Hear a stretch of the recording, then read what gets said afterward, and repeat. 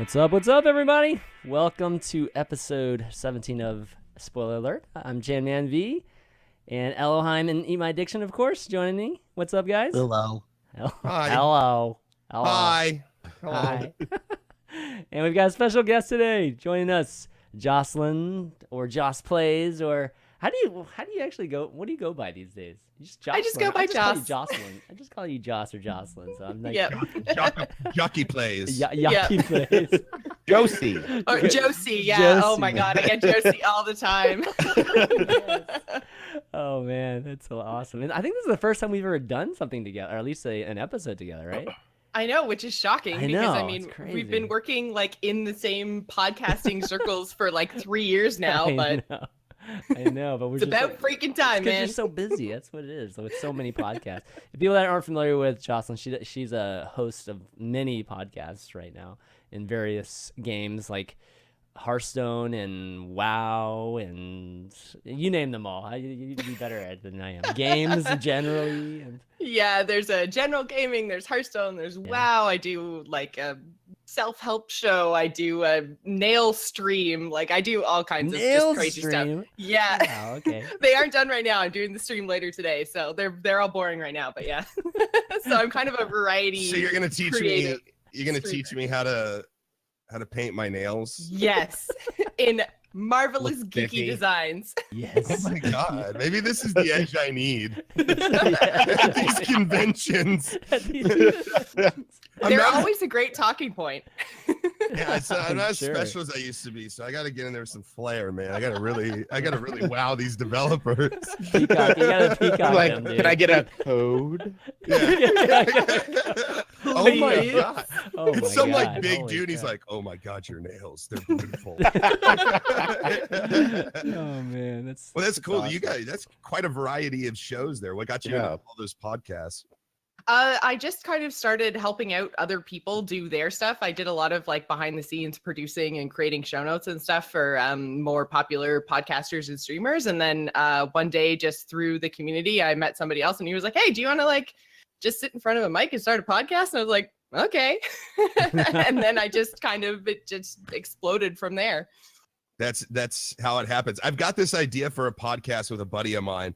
I'm going to ask you if you think this is a good idea. All right. So here's the premise of the show. Oh He boy. knows everything about wrestling, like professional Oh, wrestling. dude. All right. And I know nothing about Oh, professional wrestling oh, today. geez. Like today. Like I used to watch it back in the day with like NWO and all that stuff. So the Yeah. entire show Razor is going to Ramon be. was Razor my Ramon, Oh, baby. Razor Ramon is mine. Dude, Are you Razor kidding me? Ramon. Dude, Razor Scott Ramon Hall. is my favorite. Scott Hall. Razor's Edge. Razor- Oh my God, Dude. Scott Hall. Oh, that's Dude, so come on, crazy man. because that's like We my know favorite. wrestling Anyways, here, dude. the Come whole on. premise of the podcast is I know nothing and he knows everything. I mean, he's one of these guys that like calls into our show whenever we do something and like really lays it down for us. Okay. So the whole show is going to be me just being like right after Monday, you know, when they have the Monday show being Raw. like, "Hey, Raw. so what happened on Monday?" And he tells me, and then I just add, you know, like, "Why is that important? Who's that? Who's this?" And he just explains it. And so it's kind of like a recap show, like guided through a dude who has no idea what the fuck is going on. So In you my- got to tell me, in your professional opinion, if that's going to be a good show. And if it fails, I'm going to be real mad at you if you tell me it's good. Oh, That's no okay. I can pressure. take it because I think, in my personal opinion, that makes for the absolute best podcasting experience when Yeah. you have somebody who is like on the level of your average listener who doesn't really know what's going on. Right, Like when exactly. everyone's all up here and someone just randomly comes into your show, then they're just kind of like, "Okay, WTF is going on right now? Like, I don't even know what these words are." Yeah, that's But going to if be you have- through the whole show. Exactly. So you're like the voice of the audience. It's perfect. Yeah. All right, we're creating it. It's done. All right, we're great. And then now I can start the podcast. Podcast endorsed by very Yes. successful podcasters. Great, Good stuff. perfect. All right, guys. Well, this week, or at least folks that are tuning in maybe for the first time, what we do on Spoiler Alert is we pick a movie, TV show, comic, anime, whatever it is, and we just dive full on, go super deep beyond what you've probably seen or heard for a show, maybe.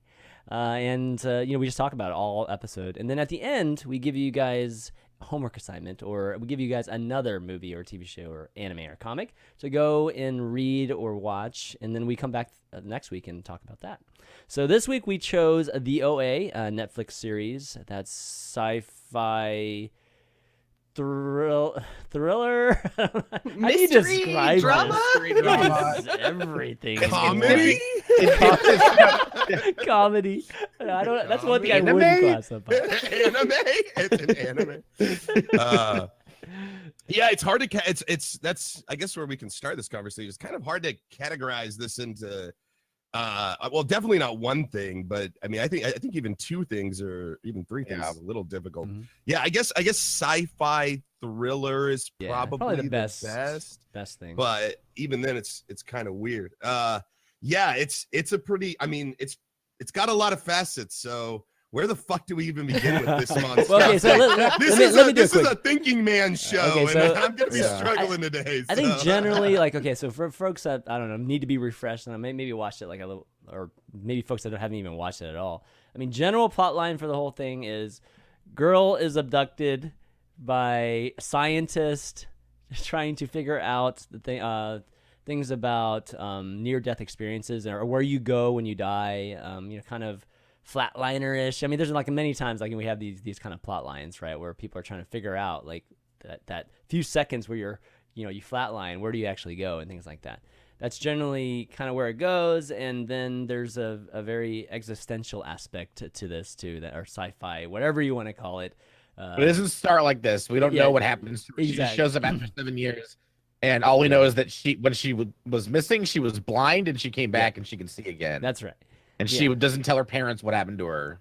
She gets like a group of people from a high school together and tells them a story of what happened to her. Yeah, so the sequencing of it is that she's found, and then you're trying to figure out who she is and what she is, and then through like you said, through kind of gathering up these high school kids, which is kind of bizarre, and telling her story, you find out exactly what happened to her like the last 7 years, and there's a interesting conclusion at the end. A little bit of a a cliffhanger, and She apparently gets shot. she gets I Wow. can do Go that. right to it. I can do that on this Wow. show. called spoiler alert. So yes, I can do she that got on this shot. show.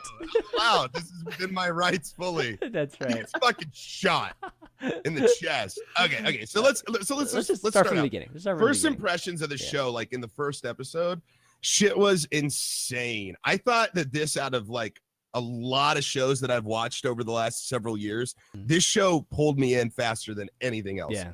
Like that's how I felt. Like right off the bat, I was like, wow, there's a lot to be intrigued about. Like there's a lot here that's happening that I want to know answers to. I mean, right off the bat, you see like, okay, why did she jump off the bridge? Like, right? Why did she try to kill herself? How did she get her sight back? Who is she? Where did she go? What was that? Like there's so like, and those questions are within like the first like 15 minutes. Yeah. Why are the Yeah. scars on her back? There's so many questions like right off the bat. Even like when she doesn't, recognize her parents at the beginning and everything. It's weird, man. So I would say that this show, if there, who is it that directs it or produces it or? It was I don't know. the director. I can't pronounce his name. Zal Batmanglij. Sounds Yeah, good. in Him and- conjunction with the girl who played Prairie, right? Like Yeah, she Britt starred in. Marling. Yeah. They have like 2 movies before this. One was called Sound of My Voice. The second was called The East, and they kind of write and co-direct these things together, and then she stars in them. So she and- is part of the production of this. Yeah, like they Oh, they wow. came up with this story together and they wrote it together, and it has a lot, because I came into this knowing full well what they do, and Sound of My Voice kind of feels like a sequel to this. It's about a cult, and these 2 people infiltrate this cult to figure out who the leader is and what's going on. And Britt Marling is the messiah leader of this cult, and everyone who's in it believes that she is spiritual and she's like not quite human, and I totally believe like it kind of so like that movie was like very, very similar in theme and like the way they shot it, and like the buildup of tension, and like whether or not you can trust certain people and stuff. So I came into this without like the fresh eyes. Like I knew it was going to be really fucking batshit weird, and Yeah. You know, like super left field, but also feeling kind of real at the same time, like plausible sci-fi. I guess would be the best way to say it. Yeah, I mean I agree with that. I mean, the first episode absolutely was very intriguing, and they have those moments where you're like, oh, you know, like with the parent thing was a good example. Oh God, that parent scene was sick, man. Yeah, I was just like, what? Yeah. Yeah, like who are these people? And you're like, oh, she lost her memory, right? Yeah, you know. And then you know, then she like feels her face, and you're like, oh, it's because she was totally blind. Okay. Yeah. But the feel of just the entire show, even right from the get go, it's not like this kind of crazy eerie feel, you know, because the music is, God, the music is like really serene, and then they'll have like one chord change that makes you feel, okay, there is something a little bit odd, you know, like you know, you're not supposed to feel completely comfortable, but then you have, you know, Prairie and her tone when she's talking, and just her, you know, just her aura around her, and just a lot of elements which we'll get into probably in a second, but the overall thing is like you actually feel comfortable in this type of eerie, you know, plot line, and even gritty plot line at times, and it's the weirdest feeling, but at the same time it's the coolest, most creative thing I've seen in a while. Yeah, that scene with the teacher was I think that was the scene that I was like, all right, yeah, I'm in. Like you know, it's, you know, that you know, oh, you've got my, you know, you had my curiosity, now you have my attention kind of thing. You know, it's like, the way it was such a good scene for several reasons. It showed the teacher's vulnerability, whatever her name is. I'm gonna screw up all these people's names. It's the teacher to me. In real life, it's or you mean Phyllis. her real name? She's Phyllis. Yeah, just Phyllis. Phyllis from The Office. Yeah. Phyllis from The Office. Well, Like, Phyllis it is shows- her real name too, right? Like It's Project Allen or whatever her name is. Yeah. Oh, okay. Well, Phyllis then. I'm just Phyllis calling Smith. her Phyllis. Yep. Phyllis Smith. That's funny.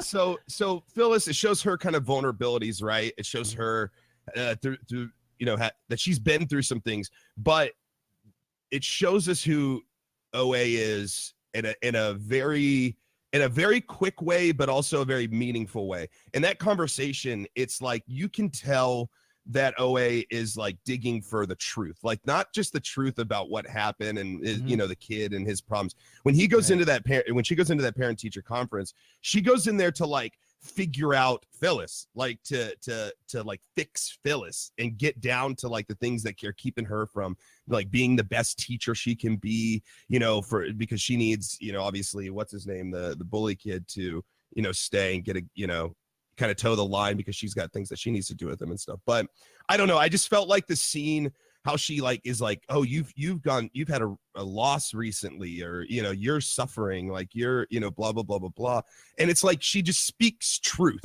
It's like she just speaks right to the person, not any of the social norms or anything like that, which obviously makes Phyllis uncomfortable at first. You know, you can see it how like uncomfortable she is getting into these things, but she just like calmly and almost logically sort of breaks it down for her, and why it's important that she sort of, you know, fix herself or find out what's wrong with her, because this kid needs her, right? That's her calling as a teacher, you know, and it was weird just watching her go into that, because you're thinking, okay, she's going to do this like normal, I'm the parent, you know, oh, he's my son, blah, blah, blah, bullshit. But she doesn't try to like fit into the role at all. She's like 100% her, even when she's pretending to be somebody else. You know, she just can't help it. She can't help that goodness in her. So I thought right off the bat that was the scene that really solidified the show for me personally. What about you guys? Was there any scene where you were like, all right, you know, okay, I'm 100% in at this point? Actually, for me, it's really funny because the very first episode, I barely even really watched it. My boyfriend was watching it just kind of off in the background, and I like was hearing bits and pieces, and I got the whole, like, I saw the scene where she was like pretending to be like his mom, and I was like, what is even going on in this show? Like, what are you watching? And then he's like, oh, she was kidnapped and like big, you know, mystery disappearance thing. And I was like, oh, okay, so it's like a crime mystery. All right, I'm in. So like I was hooked by the total like opposite stuff, like none of the like angel weird, you know, other dimensional things. I was totally hooked, and was hooked through the entire series, specifically just by her kidnapping and just wanting to know, like, how the hell did she escape? Like, that kept me going through the whole entire thing. They made it really, really fucking hard to figure out how they could escape from that place. because Yeah. it was Yes. such I'll an tell you- elaborate prison with like Yes. with the little Trough stream of and shit, water. the trough and like, stuff, that's crazy. yeah, like how controlling he was of the entire compound and stuff. Like, I'll tell you, I dug that. Like that whole every scene that took place in the prison, the basement was like that production So design compelling. was crazy good, crazy good. I think the moment that was like, or one of the most powerful moments, I guess, Ella, since you're asking, was the moment the door locked on her cell when he brings her down there. Yeah, when he's leading her and down there and you it's- can't see the room, it's and just like she's a just close up of her smiling. face the whole time. Or she's just smiling the whole time. The cam's just on her, and you don't realize. I mean, you suspect something's going Yeah, that on, was right? We all great. suspect something, and all of a sudden, you just hear the door lock twice, and then you see Yeah. her realize, she's completely locked in the cage, and then you hear Homer's voice, right? That's like, this is not a dream. Let me just, let you know right now, you're not in a dream. This is reality, and all that. I think that scene was amazing too. Mhm. Man, I was so sad. My heart went out to her. After like hearing the story and everything, it's man. Yeah, I guess it's the smiles. I guess like her taking the plane ride over and like feeling like she's finally got somebody who can understand her and being so vulnerable. And like she's knowing in a way, because of her background and stuff. She's got intuition.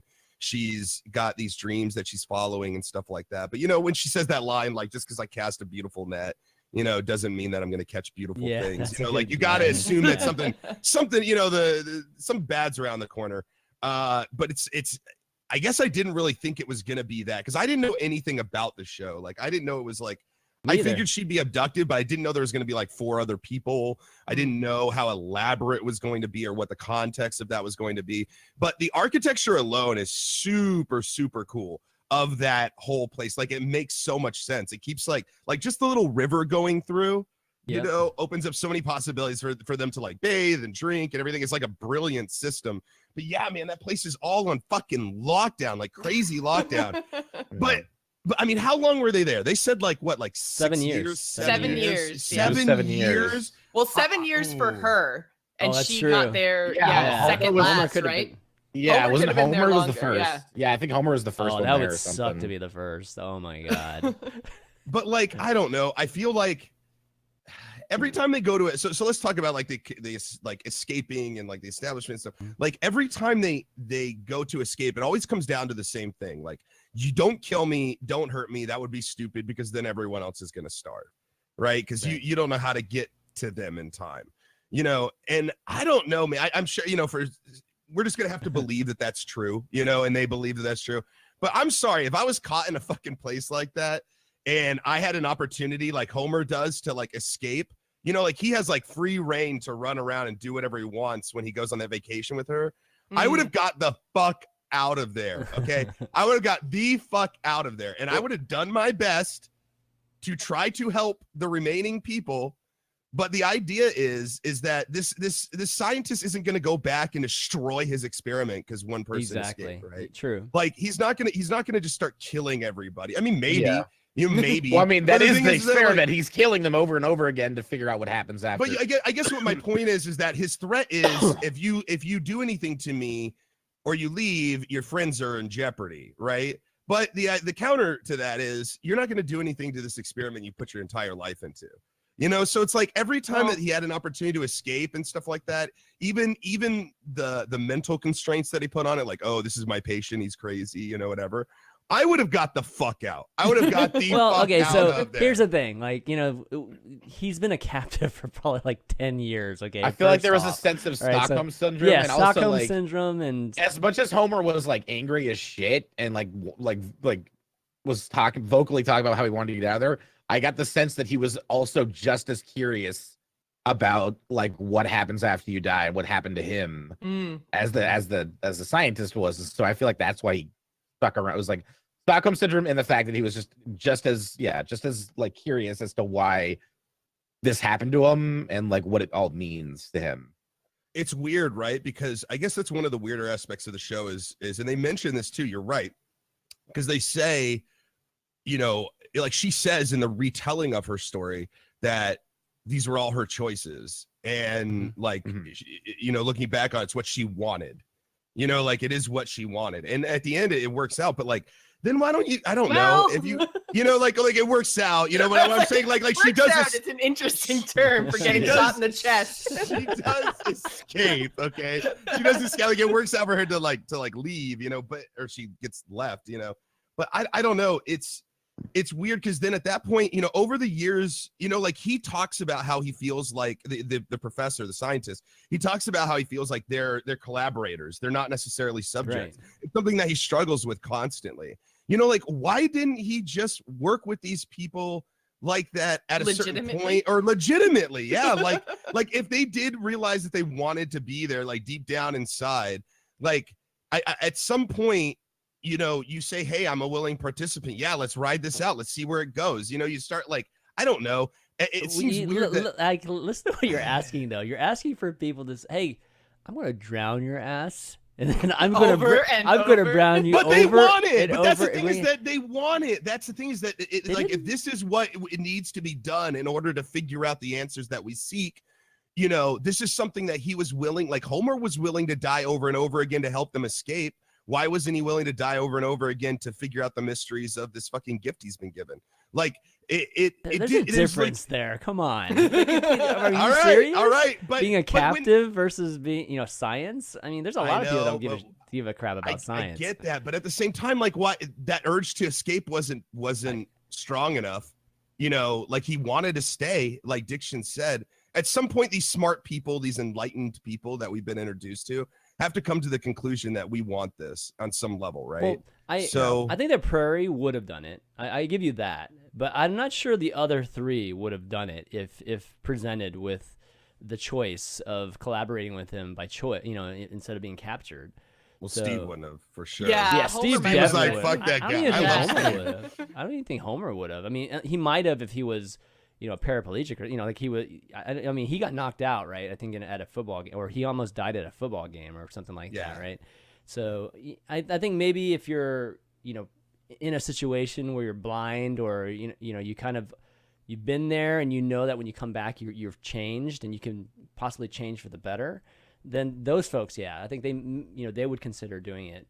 But for the most part, you know, they're not gonna. I mean, a lot of these people wouldn't have done it. That musician definitely wouldn't have done it. No, she was like, fuck this to begin with. Yeah. She was not on board. Yeah, she was absolutely. not happy. But I don't know. It just it kind of bothers me. It kind of doesn't that there wasn't, I don't know, there wasn't more to Homer trying to escape.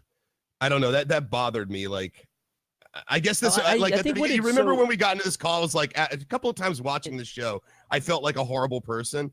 It's because if I was in a position to escape, it, like, even if, and here's the thing too, in this story, they all have a connection, right? They all sort of have a connection in this strong bond to each other. So I get that. It does make sense in the context. It just still kind of bothers me a little bit because I don't know. I feel like I would have been fucking long gone, and I would have done whatever I could to get back to those people and help them. But at the same time, it's like he was given like a golden opportunity and didn't escape. He did try. For me, I think it wasn't like he didn't. For me, I think it wasn't even so much him. It was her. The number of chances that she had to just kill him, threat's gone. Then you go get the police. Then you knock down the door. Like, it's not going to take you 3 days to reach civilization. They're probably going to be okay. They've got running water. Like, they'll be a little hungry, but you got like 3 weeks before they actually starve. Exactly. That's exactly what I'm talking about. Like, I don't know. There wasn't, as much as they showed their fervor to get out of this situation that they're in. Like, they're passionate about it. They, especially like Steve, you know, like he wants to leave, you know. I just feel like the opportunities they're given, they don't really capitalize on them the way that I think most people would. That was just something that bothered me, but go ahead. Yeah, I think she had a kind of a moment very, very early on when she could have killed him, and then she was just like, oh, I just don't think I can do it. But then, you know, like later on, she like discovers that he's actually like killed people for good, and you know, like she can actually see everything that's going on, and she has another chance to kill him. Like, I can understand struggling with it the first time, but after he's kept you captive for years and you know he's actually murdered people, like, man, that would be my line. I'd just be like, all right, dude, you're done. I've had it. And, you know, and maybe with her too, she, you know, she again wants to figure out like how to, see her father again, right? That's always been kind of an underlining theme with a lot of it. As the series goes on and on, it becomes less and less of a theme. In fact, at one point, she chooses not to, right? When she has that choice. But, I think part of her is curious about how to achieve that because she still has that mystery in her. Like, I know I'm supposed to still see him in some way, but I don't know how to do that again. And, just dying normally isn't going to do it. At least I think she knows that much, at least. So I think she's still intrigued a bit with if he can help her do that. And that might have been a reason. I mean, she does end up doing the sleeping pill thing and putting him to sleep and all that stuff. So there is an aspect of her that's trying to get away, too. So that part was a little bit inconsistent, but I could see at least that being a possibility. In the same vein, though, I sort of like that they've sort of got a Stockholm syndrome kind of thing to it. They definitely do. And you have to consider if you were there and you had an opportunity, like you said, to better yourself, would you just stick it out just to see, like really, if you were there, like the four of us were there, four of us, we're all fucking learning these, fucking dance moves and shit. Dude. But think about it. If you think about like her idea was really, really sound and her idea was really smart when she's like, let's just give in to the experiment. Let's just give in and get whatever powers we can from this. Because maybe that's the way we're going to escape is once we get some cool ass powers. If you had the opportunity like to acquire superpowers or special abilities by staying there, even under those conditions, would you do it? Like that was the question that went through my head quite a bit. Like, would I want to stay in captivity away from everybody for like 7 years in those conditions? Also, not knowing how long you'll be there. Not knowing are we really asking that question? Yeah, I really am asking. No. Would you stay to get special powers, though? But you have the potential to get superpowers or unlock mysteries of the universe that people have never explored ever. Like you got to think about 7 years is nothing if you can find a way to bend time to your will, which is a possibility, or to live in an existence that is beyond, like creation. Like these are the things at stake. So it's like 7 years. 7 years is a small price to pay, depending on the amount of power or the abilities that you could unlock from this. So Chan, you wouldn't stay? Well, for one, like when that decision was made, they didn't know that the fifth movement would be a portal, that can take you to a but different put all that stuff. aside. Just like if I knew that, I mean, okay, if I knew I could bend time or I could time travel and go back and redo whatever, then okay, yes, I'd do it for 7 years. If there was uncertainty, I would not do it. I mean, time for me, and I think I don't know for all you right now, is easily the most valuable thing, like for me, like hands down, like no question. And so I don't know, for me, the chance of an infinite, type of lifetime, I guess, just an immortal type of thing is not enough for me to be compelled to give up. Immortality isn't enough for you to give up 7 years. A chance of it, without not a for sure. A guarantee, yeah, if a guarantee is a different, yeah. that's a complete different decision. But okay, but here's the thing: is that you do have the guarantee that you have. This is so not about the show right now. This is just about, it is kind of about this. It is about the show. It is about the show, but it's more about us. Okay, so and what we think right now. Here's the thing. Oh man, I've totally lost my train of thought now with this. Fuck, Chan. Basically, what I was gonna say is you're wrong. You should definitely stay there for 7 years. Oh, come on. Oh, your opinion is always wrong, Chan. Oh, everybody but Ella's opinion is wrong. No, I don't know. It's interesting because you already have. Here's what guarantees you have going into it, right? You do have some people who have been, first of all, cured of certain ailments like blindness. Okay, so you have had somebody cured. You do have people with extra abilities, not necessarily cured but enhanced. All right. You don't know how long you're going to be there, and you don't know what kind of abilities you could glean. It's a complete toss-up, right? So even if we're saying 7 years, it could be 20 or 30, or you may never get out of there, or you could die there, right? But you do have the concrete facts are that there are extra abilities to be gained. There are things that you can do to better yourself through this. So I don't know. It's really, really difficult. It'd have to be like a decision where like you have to dedicate yourself to this. Like, I'm going to dedicate myself to figuring out this mystery. I'm going to dedicate myself to figuring out these abilities that I could have, or try to glean them or understand it or whatever. But if you go with that mindset, then now you're in the scientist territory, right? Like, now you're on pretty much on his side. You know what I mean? Like, so if you resist it, see, this is what's interesting about it, because like, if you resist it, you're trying to escape. If you're not, you're going along with the experiment. There's two choices there. And neither of them are really wrong. You know, it's kind of just all the journey, you know, but at the same time, the conflict for me is that, like you said earlier, some of those people are starting to become okay with the idea of exploring this, and some of them still want to escape. And if you don't have all five, apparently, you know, you got to get everybody on board. So like, Steve becomes a real center figure, right? Because he kind of becomes the turning point. Yeah. He's the most outspoken. He's like the leader of the, we want to get out of here, people. But as soon as he died, which, by the way, that scene was fucking incredible. Dude, easily. Yeah. The music, when they bring him back, Crazy for You my was God. freaking The music, perfect. so good. That song Perfect Downtown. music. Oh God. Oh, God. And I love how it wasn't just right. I think I would have liked it a lot less if it was like right away. You know, like if they did the little dance and then he just got up. But it's like they show that this thing goes on for like, 12 hours or something, you know, like I think they mentioned 11 hours, but I could be making that up. Something like that. At first, Yeah. at first when it was starting, I was like, "Is this Bruce Springsteen?"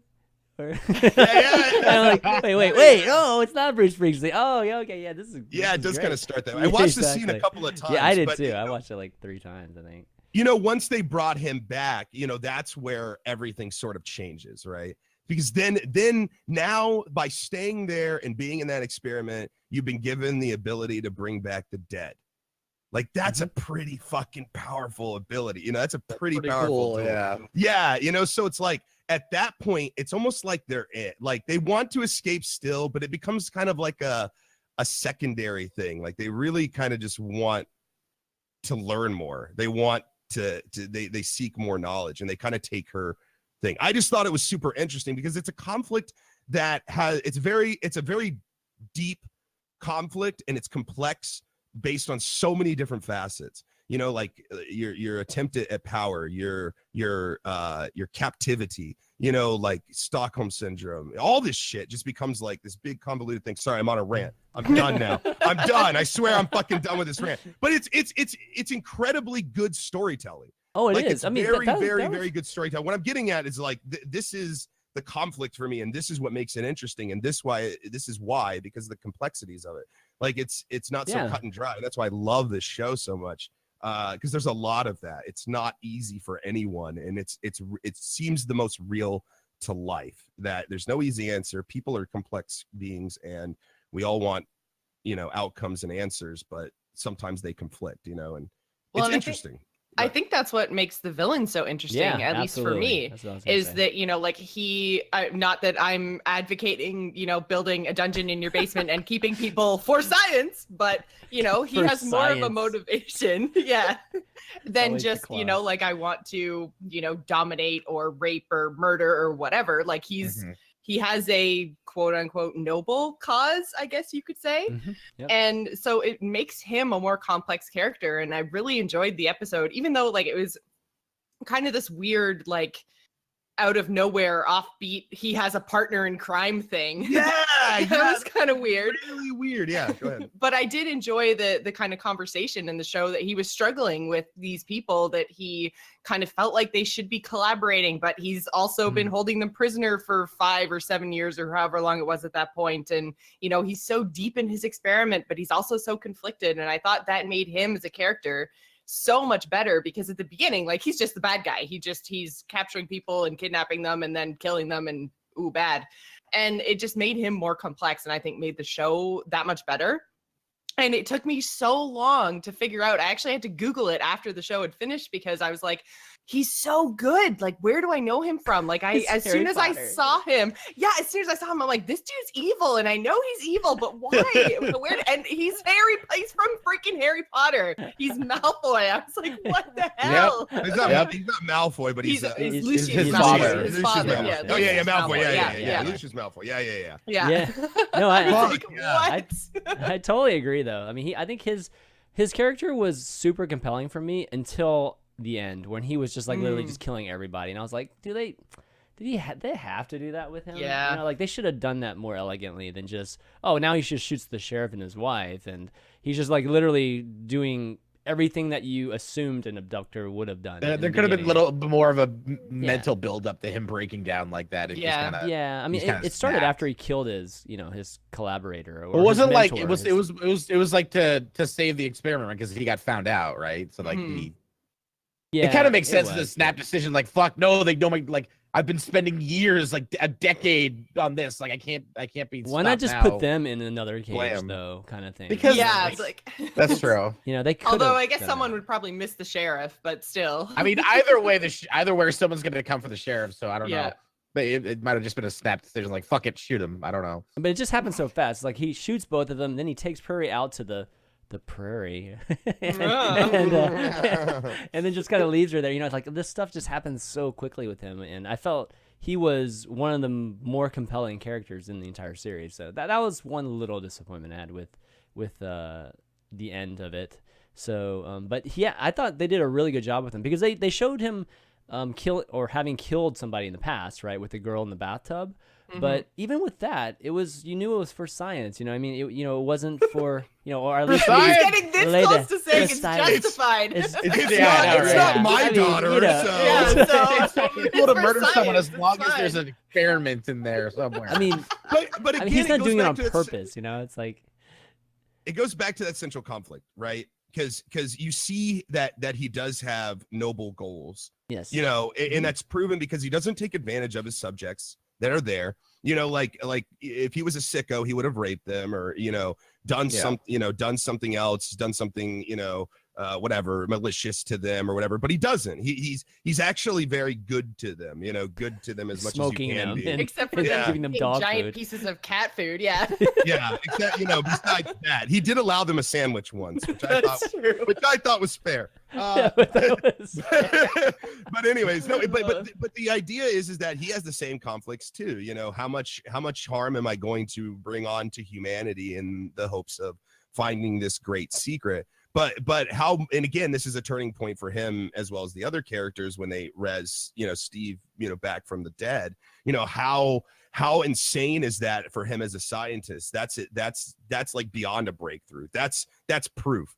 That is like, wow, I am doing the right thing. Wow, this is going to be, whatever. And when you think about it in those terms, like, if 5 people died to say, it's that greater good thing to alleviate the fear of death for billions of people across the world, this is a very small price to pay. Easy to say that here to me talking on a show, but when you throw it up in those kind of terms, you see his logic, you see where he's coming from. The secrets, again, it's the same argument I made earlier for the people. You see what's at stake. And for him, that was worth a lifetime. That was worth the risk. That was worth these people's lives and his own, even to put his own in jeopardy to figure out these things. So it's crazy how powerful let's just hypothetically, and Diction, I'll pose this one to you. Hypothetically, all right, he discovers all of this stuff. He just discovers everything he's trying to figure out.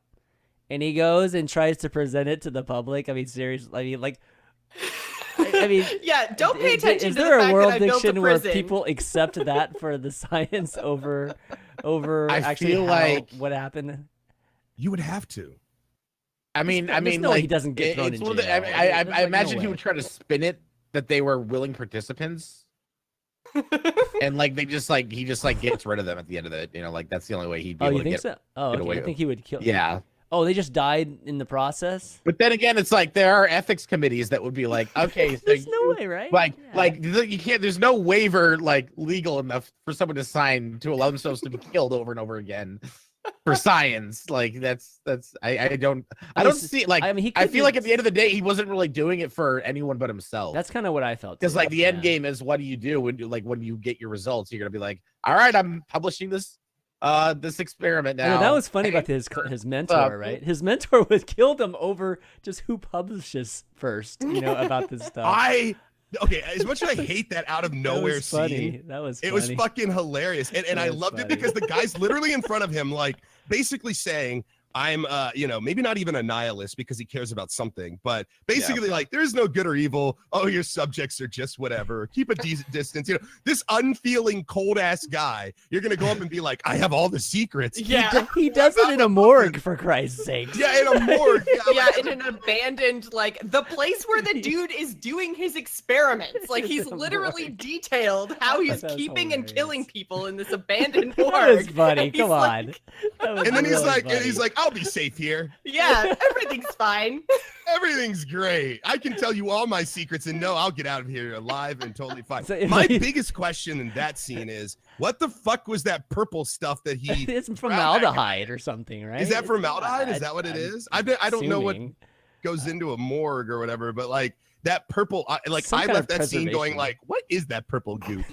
Like that's what I wanted to know. We're gonna get some of that purple goop. Is this where Nickelodeon gets it Yeah, he got gacked. from the morgue? Oh, he got gagged. Oh, my He got God. gagged. He got gagged. It's double dare. Yeah. No, that's that part that I thought that was funny because he was bragging, right? His mentor was just totally bragging. He's like, "Yeah, I already figured it out, man. I'm gonna be publishing soon, and Year and a half. you're shit out of luck, but sorry." And he's like, well, I guess I'll share this little thing I have. Yeah, exactly. Yeah, some guy got res from the dead. My experience. Dancing.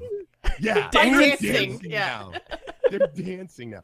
Okay, so this is, I mean, when it really comes down to it, this scientist is a necromancer, and he's mastering necromancer arts. And this has been a story in RPGs for time and time again, man. Look at Morrowind, necromancy outlawed, but still a big part of life. Everyone's doing that shit, man. They're all trying to find the secrets of life.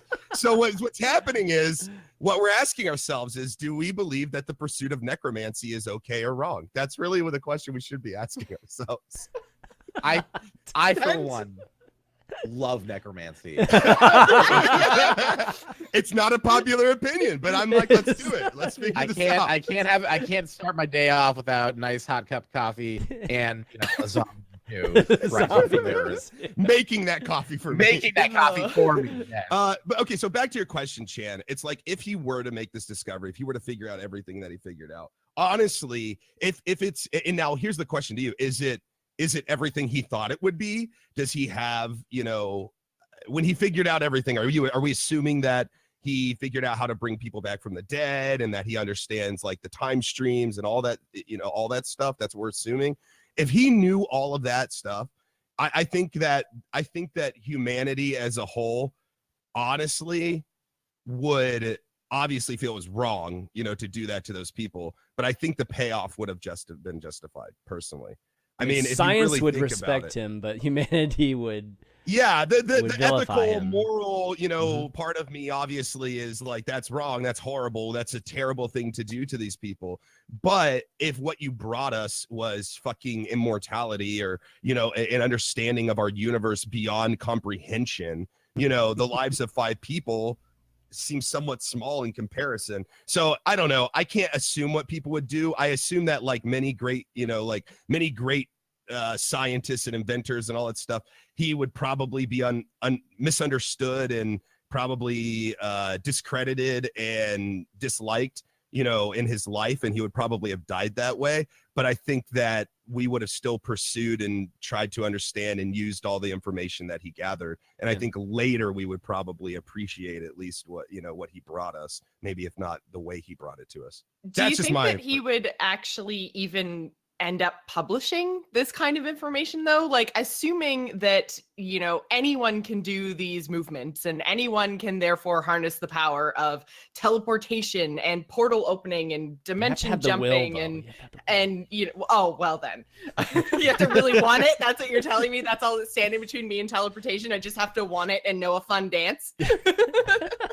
Let's say crazy. Let's not say fun. Let's say crazy dance. Okay, crazy dance. That dance was awesome. Come on, It might be guys. fun. I don't know. I It tried was it. awesome. Holy smokes. But like, assuming you could give anyone these powers and the powers to bring back the dead, like, do you not think that, assuming his experiment, if the OA didn't get away and everything else, if everything had gone as planned, the sheriff didn't find him, once he actually unlocked all these secrets, do you think it's the kind of thing that he would sit back and go, whoa, I want to keep this to myself? Or do you think he actually would tell everybody? No, I think he kept it to himself. That's another point too. I don't think he would have brought. He didn't. Well, I mean, look at the show. He didn't. He got rid of OA, and then he made himself the fifth person. Yeah. And, he made himself the fifth person. I mean, that's what it looks like to me. That he just like I didn't think of it like that. excommunicated OA, and then he became that because he learned all the moves. He can do all those moves and everything. So. Why get rid of her though? I mean, I would have gotten rid of one. Because she was the most defiant. She was the most defiant. She was the Mm. most rebellious. She had the power and control of that group. While Homer may have been the front leader, Homer was held to his feelings for her, and she guided them. She was the teacher, like the Sherpa. He was just kind of the leader. So yeah, I mean that's how I interpreted was that I mean, they had a breakthrough. They cured somebody of ALS. Okay. Then they, which is a crazy disease, like Lou Gehrig's disease, right? It's a degenerative disease, it's a horrible disease. On top of that, they brought somebody back from the dead. They got the fifth movement, which he knew about, which he saw and learned. You know, like he saw through thermal by the chance. How did he do that, by the way?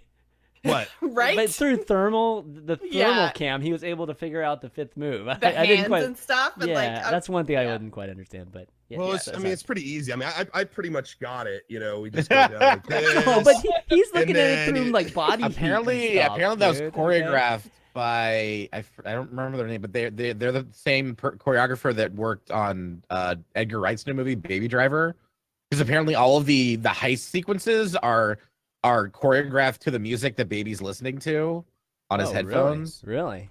Yeah. When you said Baby Driver, all I saw was an animated movie about a baby version of Minnie Driver.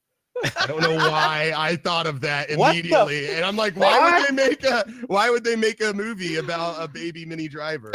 Like, just her adventures being Minnie Driver as a child. Oh, it says choreographer. Man, that was some left field shit right there. I'm sorry, man. God, I woke up just a little bit ago, Heffington. and I'm drinking a lot of coffee. So did I. I woke up the exact same time as you.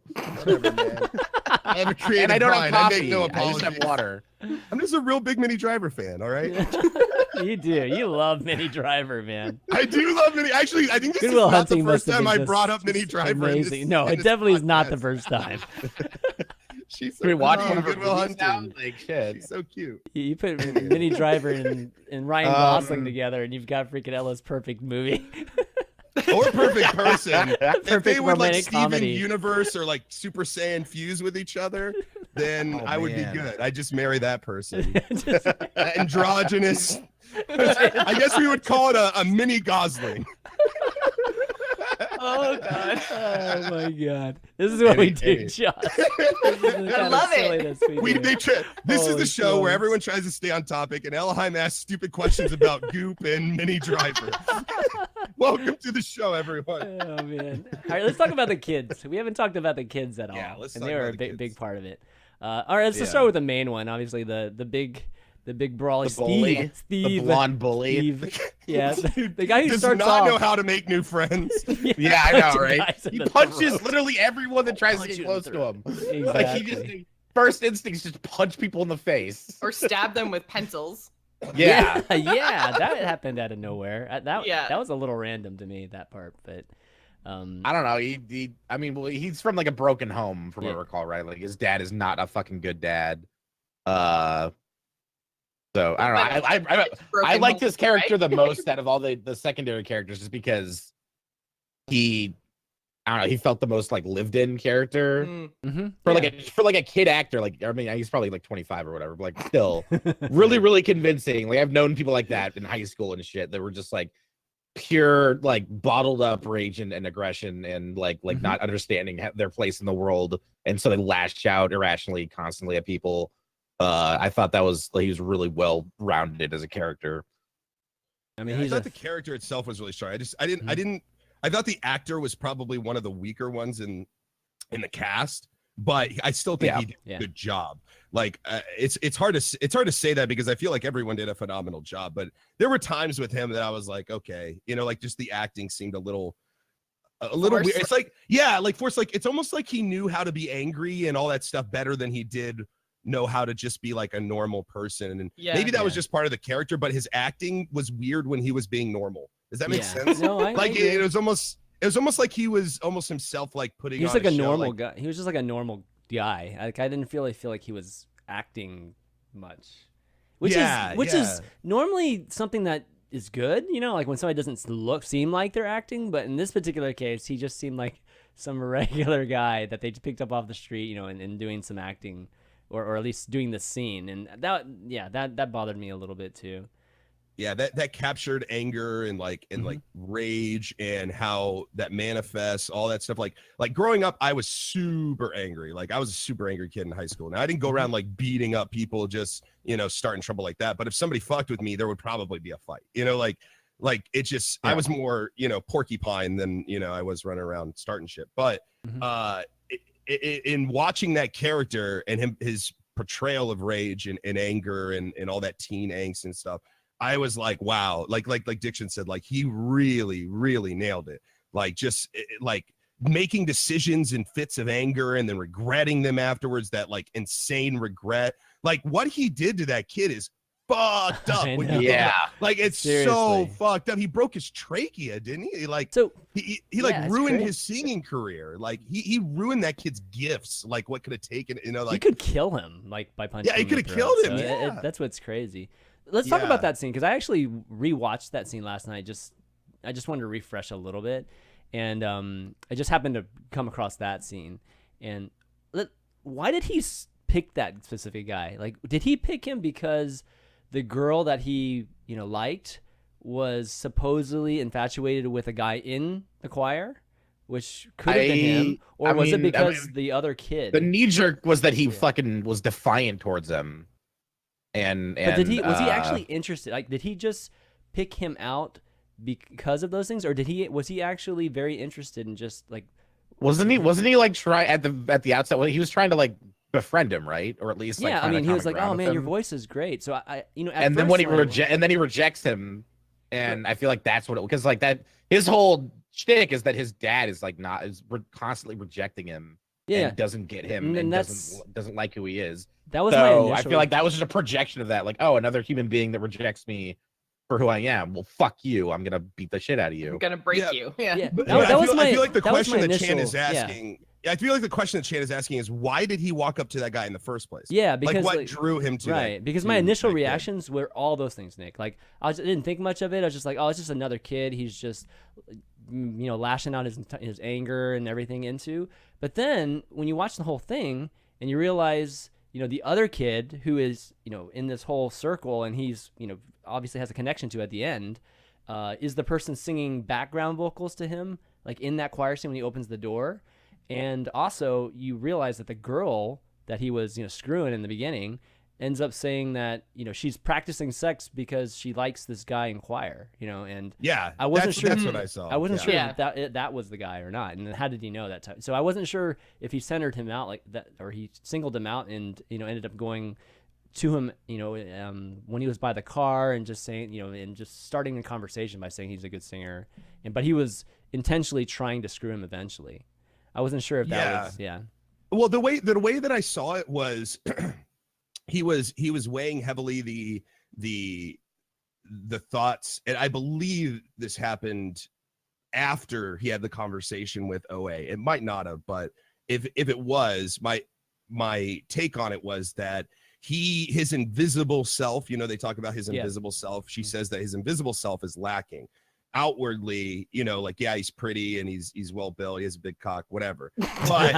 But he smells good. Okay, let's just get that smells right. Good. His cock smells good, which is important. Okay, which is super important. No one wants it's to. It's a gift. It's a gift. It's a gift, really. And he was sweaty and stuff too. Good for him. But the idea was that I think that when obviously she kind of led him on that trail by saying chorus, but I think him trying to get to know that guy was almost an attempt to understand what made him special, what made him available to be a boyfriend to this girl, but not him. So when he approached him, he was all about his voice, you know, like, oh, your voice, it's so good, you know, blah, blah, blah. I think he was putting a lot of stock into, oh, that's why this girl likes him, because he's got this incredible talent. He's got this voice that's so cool and everything. But I think he wanted to get to know this kid more to kind of figure that out. Like, what does this kid have that I don't have? Okay. And then when the kid like totally reasonably rejects him, like the nicest rejection ever, like, hey man, here's why I don't want to talk to you. You know, like you called my friend gay the other day and it wasn't cool, so I don't really want to be your friend. You know, he gets mad because it's almost like he's trying to do the right thing. Like, you know, like he's feels like in his mind he's taking a step in the right direction, like he's gonna figure out his invisible self, and this was the first step. And then he gets this roadblock right away, and then Diction, all the things Diction said comes in, and he gets mad, he takes over, and then he wants to strip this guy of anything that would make him better than him, right? So he takes that from him by punching him specifically in the throat to take away his voice. So then you see later that he ends up with the girl again. Like he could have ended up with her. Like she was like, you know, what you did was fucked up. And then, but she was still driving him around, man. And shit. That was like a pity. There's a lot of pity going on there, man. He could have still hit that. Oh, he could have, but it would have been a pity hit. Easy. Pity fuck Easy there. stuff. She's like, man, I'm really in love with this guy from Chorus. You totally stripped him of all his abilities by punching him in his trachea. Let me suck your dick. You smell good. Like that's what could have happened. Like that was the reality. You hit the wrong dude. I like the other guy. I like the gay looking guy. You hit the wrong dude.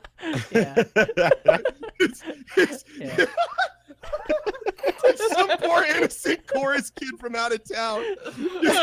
He's an exchange student. Exactly. My first day in America, they punched me in the throat.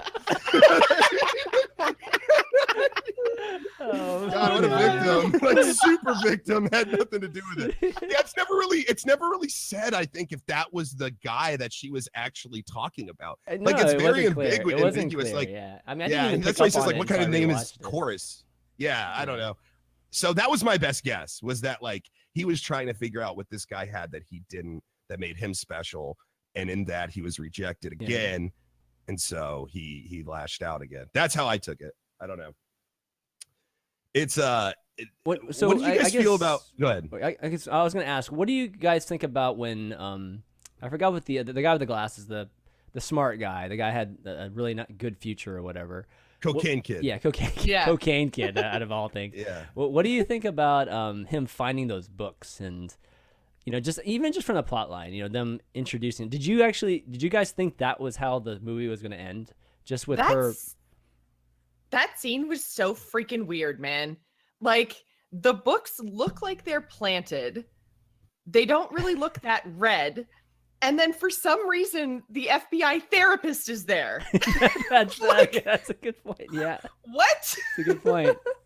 So it's like, is all this stuff true and the FBI is trying to cover it up?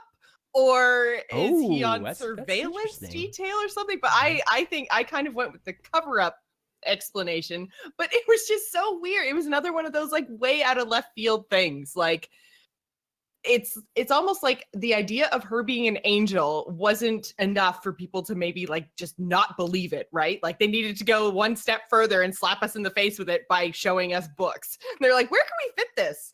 Like, okay, just put it in episode 8, whatever. Just throw it right at the end there. No one will care. Can I just throw this out there?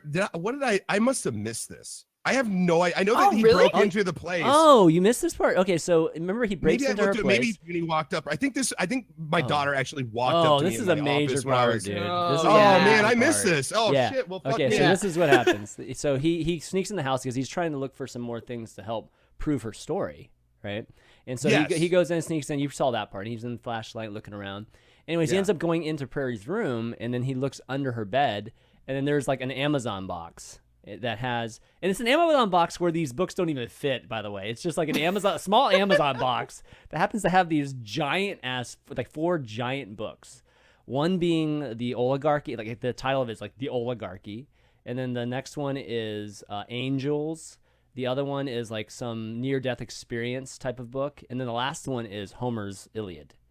So, you know, obviously in his head, it's like all these stories are coming from these books. You know, that's that's the whole impression. But as he's walking down, the stairs, he runs into the FBI guy. Yeah. He just like happens to be there. I feel And like not any FBI guy, like the therapist. Yeah, the therapist. Like, he's I a wasn't sure what you were counselor. talking about because it had been so long, but now I remember that the books were totally a red herring for the audience. Yeah. Totally a red Totally, herring. right? Yeah. Because then the ending. I was you like, know, please the don't very end end, like this. like- Please don't end like this. Yeah, was Oh my super God. ambiguous, and I think they're doing a season 2, even though they Yeah, they didn't are. plan on it initially. It just people watched it like crazy, so Netflix was like, let's continue the story. This is cool. People want to know more. Mhm. But yeah, no, that was a complete red herring. Like that had that. Yeah. I It didn't think of belonged it to as- the story, but it was just there to fucking make you really, really second guess yourself and what you believed was true. Well, and it's the whole crux of the show, right? Is do you believe her story or do you not believe her story? That's really what it comes down to. And then with the ambiguous ending, it's like there's kind of two ways it could play out. Either the way that they're presenting you with, she's an angel, there's dimensional travel, she's gotten to the place where Homer is now through her being shot in the final scene. But or you think that it's all in her head and then she wakes up and she's actually a crazy person and the white room and the hospital gown is an insane asylum sort of thing, and everyone who has been in her story that we've seen through the first season is basically just like other patients in the mental hospital. Like those are the kind of the two, like, and I think how much you enjoyed the series is, But then it's like, which one you kind of like, which theory you believe. yeah, but then it's like, how do you still can't explain her being missing for 7 years, and you can't explain away her sight coming back. So it's like how can you like, yeah. So that's why the books I thought were like cool, because it was like, well, you could believe that she made all this up, but how do you disappear for 7 fucking years and then just magically return to your place and you can see suddenly after having lost your sight for 20 years or whatever? Well, but that's the thing. So that whole entire experience would have been just in her head while she's off in the hospital being crazy. That's a good point. But also if we're going that route, what's to say that she truly ever was blind? Like people sometimes with mental illnesses or some kind of problems mentally, sometimes perceive themselves as having powers or or having ailments that they don't actually have. It's actually sort of common. Now, I don't know about blindness as like people being like, I'm blind, but there's a lot of things that they'll imagine and they'll stick with it. Yeah. Pains in their stomach, pains in their leg, pains here or there, and whether they're real or not is kind of up in the air. So there is a chance that she could have just pretending to be blind or mentally told herself she was blind and then never really was. I mean, there is that possibility with a show like this. All paths are open, sort of thing. I don't know. I think that it's all true. Like, I think it's all true. I mean, obviously, as storytelling is involved, it would be kind of maybe not a kick in the teeth, but it would be almost like a super twist, like too twisty. If at the end it was all just in her head, that kind of thing. I like the angle of the FBI knowing, like you mentioned. Like, I like that the FBI knows they're keeping an eye on this. Because they don't want everyone bringing back the dead and time traveling. Yeah, like, that might be a Seems thing. bad. And this guy's being super nice, but like I think he's like too nice. Like the FBI guy, he's like too perfect, right? And like he was hugs so comforting. Oh my god! Like, yeah, he hugs the guy. Acting was ridiculously good. They end up right in the room or in the house together, right? When he finds the books and he's like, "Oh, you're so and so. She's talked about you," and then goes right in for a hug. Like just met that guy in a dark house, never knowing who this guy is. Don't even turn on the lights. Just come to me. Yeah, just give me a hug, bro. I know we need to hug it out right now. There's shit going on. But there's so many. That's the reason I like this show, is that while it's on a path, you see where it's going, that you can't anticipate where you're going to end up. You can't at all, because it's like Westworld, it's like, there's so many different, like it could be real. It could not be real. Some of it could be real. And then what's not real, who's good and who's bad, all these gray areas, all that stuff comes into it, and it could go so many different ways, even where like the bad guy's really the good guy and the good guys end up being the bad guys, like them ultimately, even though they had good and pure intentions, ultimately are opening up a portal to something we don't even fucking know. You got season 2 of Stranger Things coming out of OA, So I don't know. There's so many different places it could go that it's just it's hard even just to like talk about it because it's I mean, so many different. There's no question that season 2 will be a completely different series. You know, like there's. I hope they don't do. I mean, they can't recreate that same experience. The same with Westworld. They can't recreate this frame that they created that was the main part of the season. You know, like this whole thing was about them being captured, right? I don't think they're still going to have this whole captivity thing. And even if they did, that whole mystery is gone now. So I'm real curious as to see what they do with season 2. And I hope they just take it like as if it's like a brand new series that just happens to have, you know, a storyline that's already, you know, a direction that they can just go with. But I hope they try to come up with another kind of, you know, very strong frame like they had this season and create something that's completely new. But yeah, I just realized I wasn't showing the pictures until now, guy. Like I had this like slideshow like made and stuff, and now like, you know, so I'm showing it now. The storytelling of the first season is exquisite. Like the way that they do it and the way that they take their time with it and walk you through it is all like legitimately backstory up into this point where now we feel like we can start the show in that season 2, right? Now we can get into all these questions because the context is built really well around it.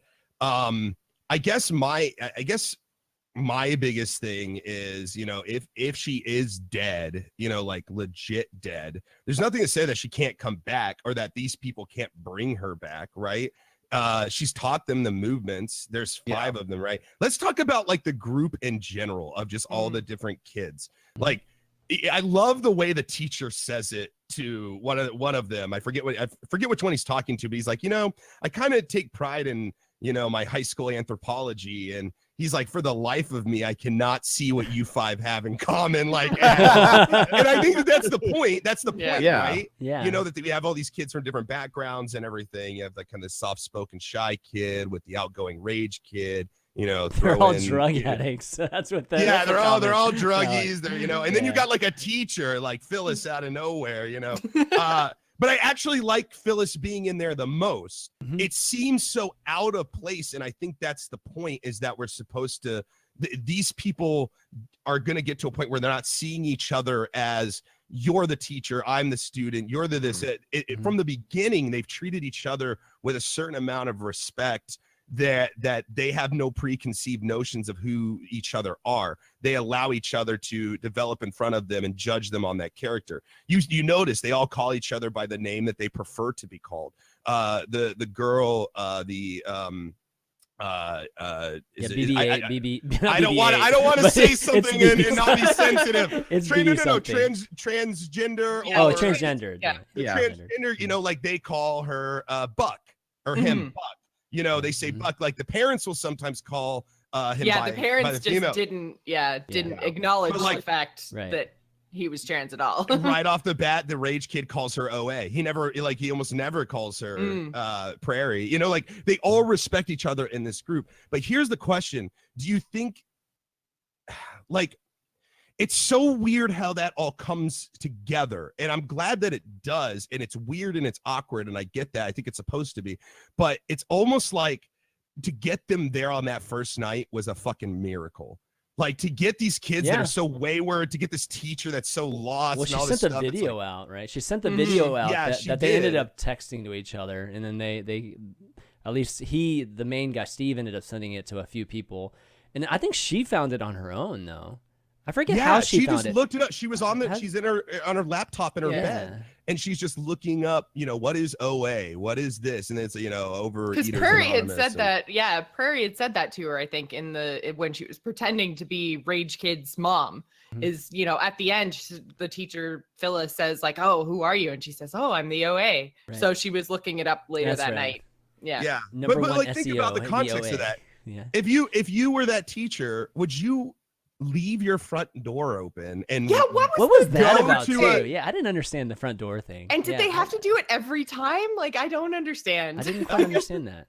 Yeah. My thing with the front door was that it didn't have any real relevance other than the fact that I need 5 people who are willing to do something vulnerable for a stranger. Like that was the only. It It wasn't. It was like a metaphorical, like open yourself up, like. Oh, okay. Especially in America, like who the fuck leaves their front door open?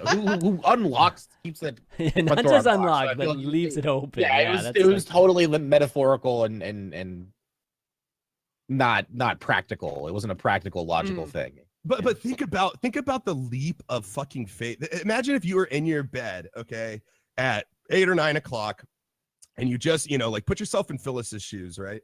And then all of a sudden you're looking up, you find this video of this girl. It's just her eye. It's on her eye. It's like, I need your help. Leave your door open and come to this abandoned building at whatever. It's like, why did they even show up? Like, it doesn't really make any sense that they all showed up there. Like, it really doesn't. Well, Between the anger of the kids, the drug use, like everything, like no druggie somebody who deals with drugs would meet you at a secluded place and leave your front door unlocked. Like the kid says, like, that's how you get robbed. Like, not just because it's America and like you can't leave your front door open, but because these are druggy kids. These are like drug dealers and stuff. Like, it's like in this neighborhood, you don't leave your door open and then ask somebody to meet in another location. It's a setup. It sounds like a fucking setup, real bad.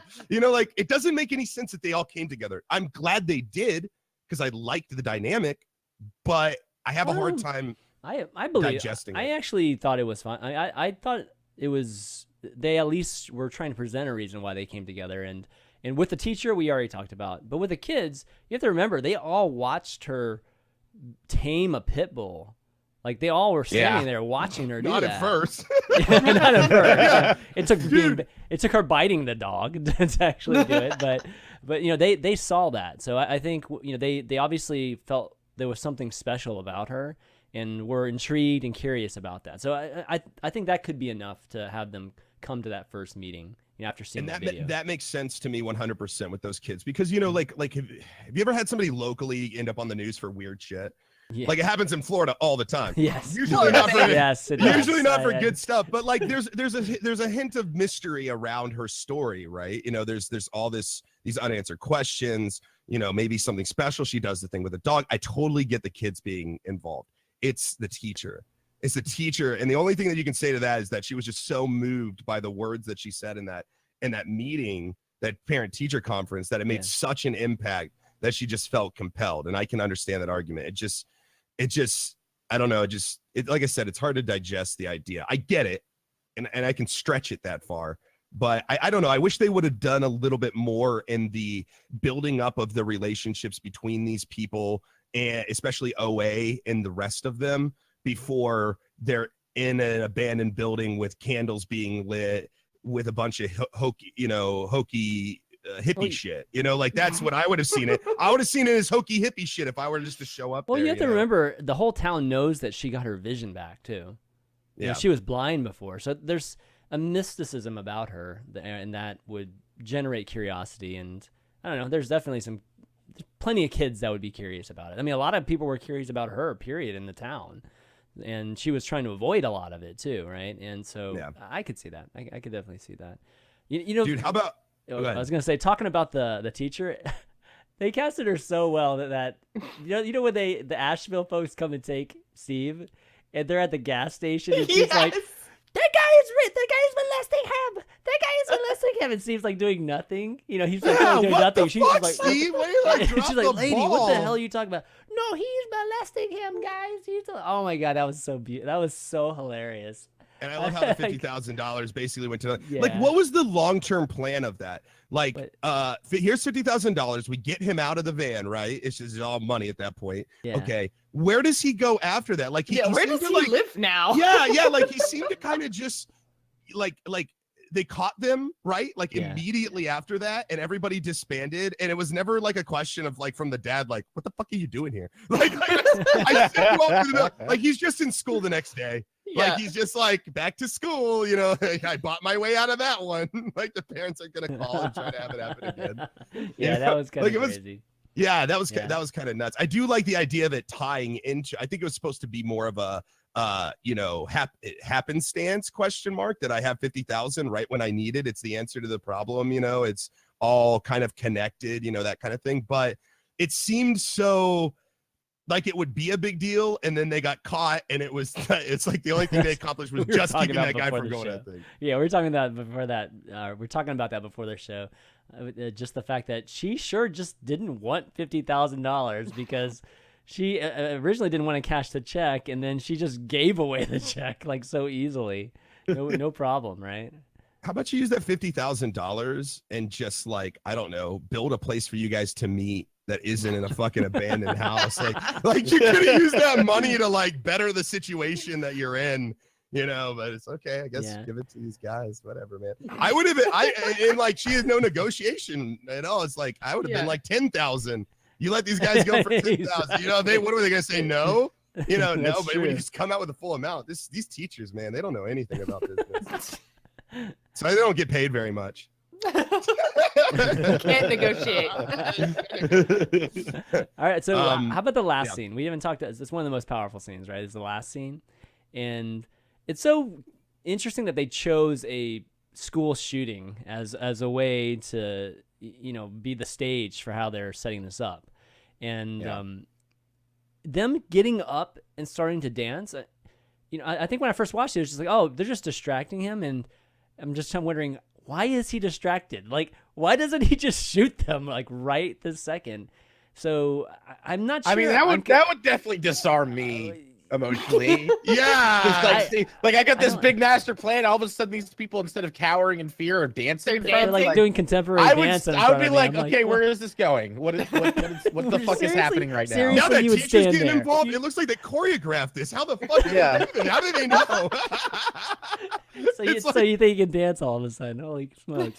Well, my interpretation of it was kind of like a lulling kind of thing, right? Like it's almost there's two realms of thought, right? Kid shows up, they start dancing. He's just mystified by the fact that this teacher and these kids are fucking breaking down and dance like in the middle of this, right? Which is a little bit disarming, not to, you know, have a pun. But like at the same time, it could have been that there was actually relevance to the movements that they were doing to him, where they were actually like calming his mind, like the dog, like that OA did to the dog. Like through their dance, they were lulling him, they were calming him. It was bringing him, you know, down, and then the cook or something ran out and tackled the kid and ended it all right, which was great. But it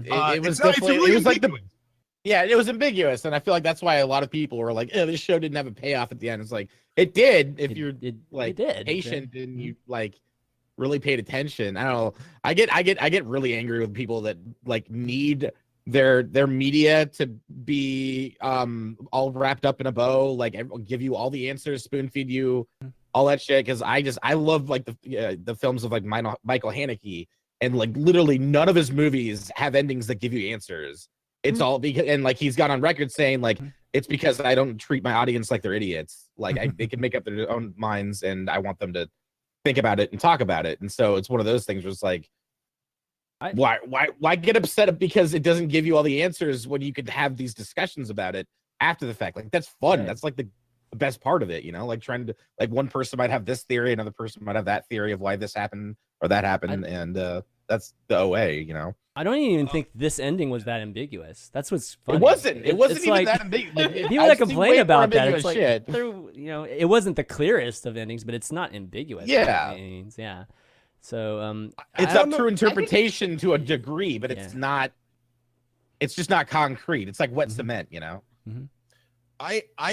The ending for me, like I liked it, but I didn't like the little twist at the end. Like, of course, when he gets tackled, you hear the gun go off.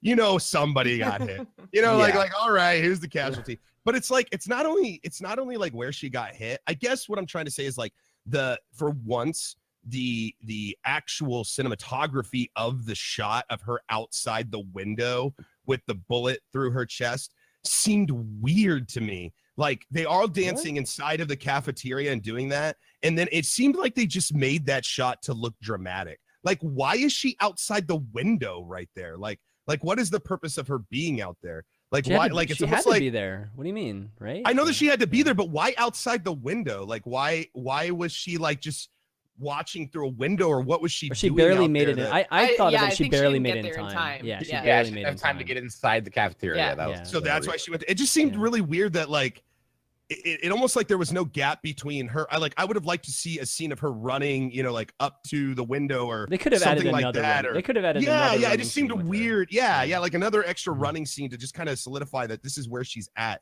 Because by the time that she gets hit, I'm like, she's outside the fucking window? Like, what was she doing there? Like why'd she get hit outside the window? Like, I don't know. It's such a weird, but it looks like the scene looks good visually. Yeah, right? visually it was with great, the I window broken and her like this and everything was very dramatic. Mm. But I thought it was almost dramatic just for the sake of being dramatic. You know, like we have to make this shot scene look like cool or look this or that, and that kind of took precedence over good storytelling. Like why was she there? What was going on there? It just kind of unless the storytelling part is actually because something involving the fifth movement, like some part of the fifth movement, is either being shot or dying. Oh, Because the sheriff's wife gets shot right at the end of her movement, right through the heart, the same way OA does. Nice, Josh. This That's is true. Yeah. Let's ask some theory questions now. Let's get a little deeper We here. have I think we might have a caller. Let me see if. Dude, we've been at this for an We have hour a and 20. caller? I still have. Yeah, we have a caller. Dude. I think Aura might want to call in here. If Aura Keep going. I'll keep. Here's what I was gonna say. Okay, do we believe? And this kind of goes into the whole FBI theory a little bit. Do we believe that? Okay, let's assume that the story that OA is telling is true. Okay, let's assume it's true. And if it is, do we think her father is really dead? And if her father is dead, isn't dead, do you think that he is communicating with her sort of in the same way through near-death experiences? He's trying to reach out to her, like he understood at a certain point. And how much of the Russian mafia or whoever he was interested in, how much do you think that they're keeping up with her movements and what she's been doing and all that good stuff? And that's why the FBI is kind of tied into it as well. There's this whole other section of the story that isn't even touched on after the first couple episodes, which is she's still very much on the run. Like she is. So do you think you think that is kind of done? Like the story with her father and the Russian mafia and the FBI, you think that like she's just outlived that? Or do you think in season 2 that's going to come back and be a big part of the show? It could be, yeah.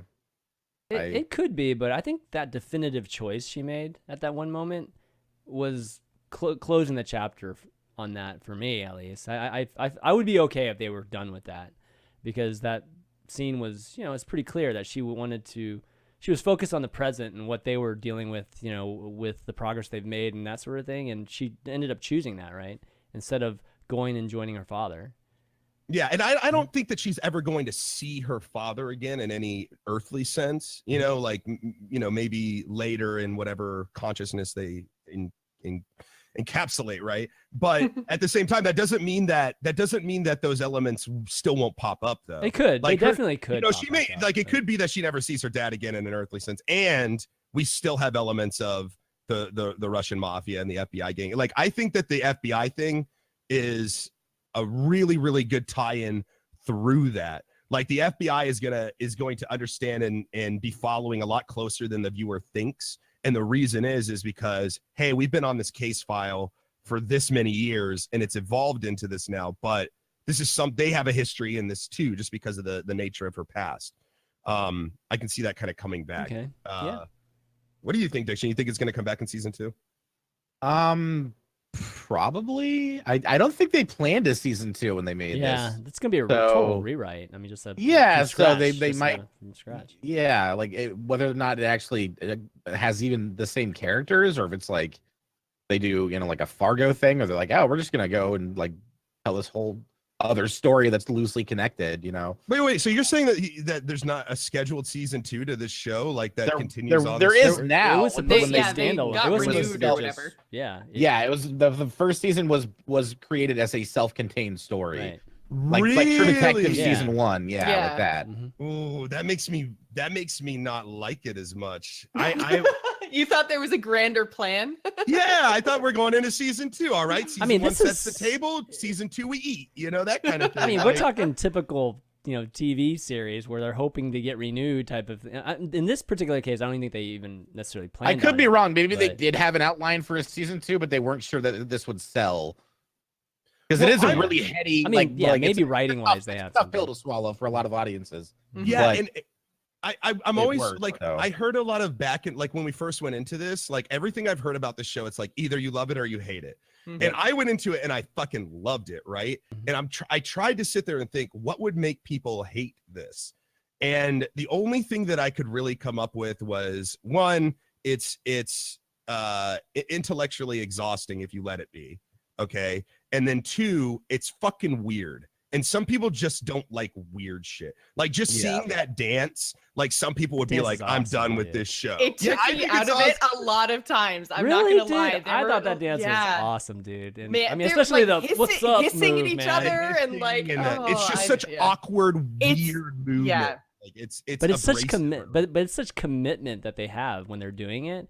That was Oh, yeah. I don't know. It's And see, powerful that's for what I me. felt too, Chan. It's I super get, powerful. I'm with you. I'm devil's avocado right now, just trying to see why people go, I hate this show. But in the context of this is only one contained season and there wasn't going to be more, and like this was all they gave us, I can see why some people would feel gypped at the end. Not for the reasons that like Diction said, like because they need to be spoon-fed answers or anything like that. I just felt like this particularly again was setting the table and then we eat, like I didn't feel like the end of this gave me any of the answers I wanted. Okay. Like not even I'm reading up on it now. Apparently they did intend for this to be an ongoing series. It was just like Netflix, they only got the budget to make the first season. Okay. And it was okay. up to its performance whether or not they got renewed.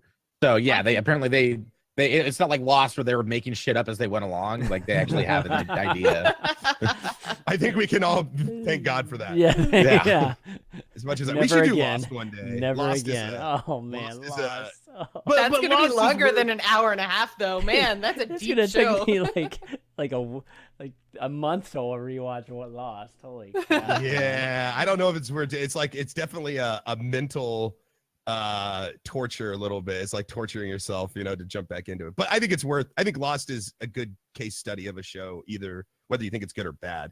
I think it's pretty good. But anyways, back to this. Okay, so that makes me feel better about it because I just didn't think even if you were like one of those ambiguous, directors, like we leave it up to the audience to figure out. Like I felt like that's a little too much to leave up to the audience. Like there was just so much stuff that I would be really pissed if I didn't get at least a couple of answers to. I don't have to have everything answered. I don't want everything answered, but I mean, again, like some I things feel would like be nice. I feel like there were answers. I mean, I felt like there were some answers there. I mean, it wasn't like Apparently it's the creator talked about it and said it was a puzzle. Like here's one quote. He said, "Very few people have really picked up on all the clues. Our sound engineer picked up on a major one that kind of blew my mind. I forgot to ask you. I was that. like, that is designed Oh. only for the closest, creepiest viewer to find. Right. So apparently there's like a lot of shit in there that I've totally forgot to ask you guys about this. it's be worth rewatching to check out, I guess. Did you guys? Okay, so I actually went back and watched these things like several times, and I still I have did no too. idea what they are. What are the lights at the end of every episode? you're talking about that yeah. Yeah, there were different lights at the end of. I forgot each about episode. that. There were like Yeah. symbols, but I couldn't put it together. So I don't know what they were, and not to mention each episode was like a different length. It was kind of weird. Like I wasn't used to that too. I was telling Jocelyn about that. It's like one episode's like 30 minutes, the other episode's like 70 minutes, and Really? yeah. I If didn't there was even notice that. yeah, if there's like yeah, is there some of something them to are that? very different. Yeah, but there are symbols at the end of each of them, and I don't know what they. I mean, they were purposeful too, like definitely Yeah. purposeful, and I don't know what exactly they meant. I wonder if anybody in the chat caught that. I did catch the differences at the end.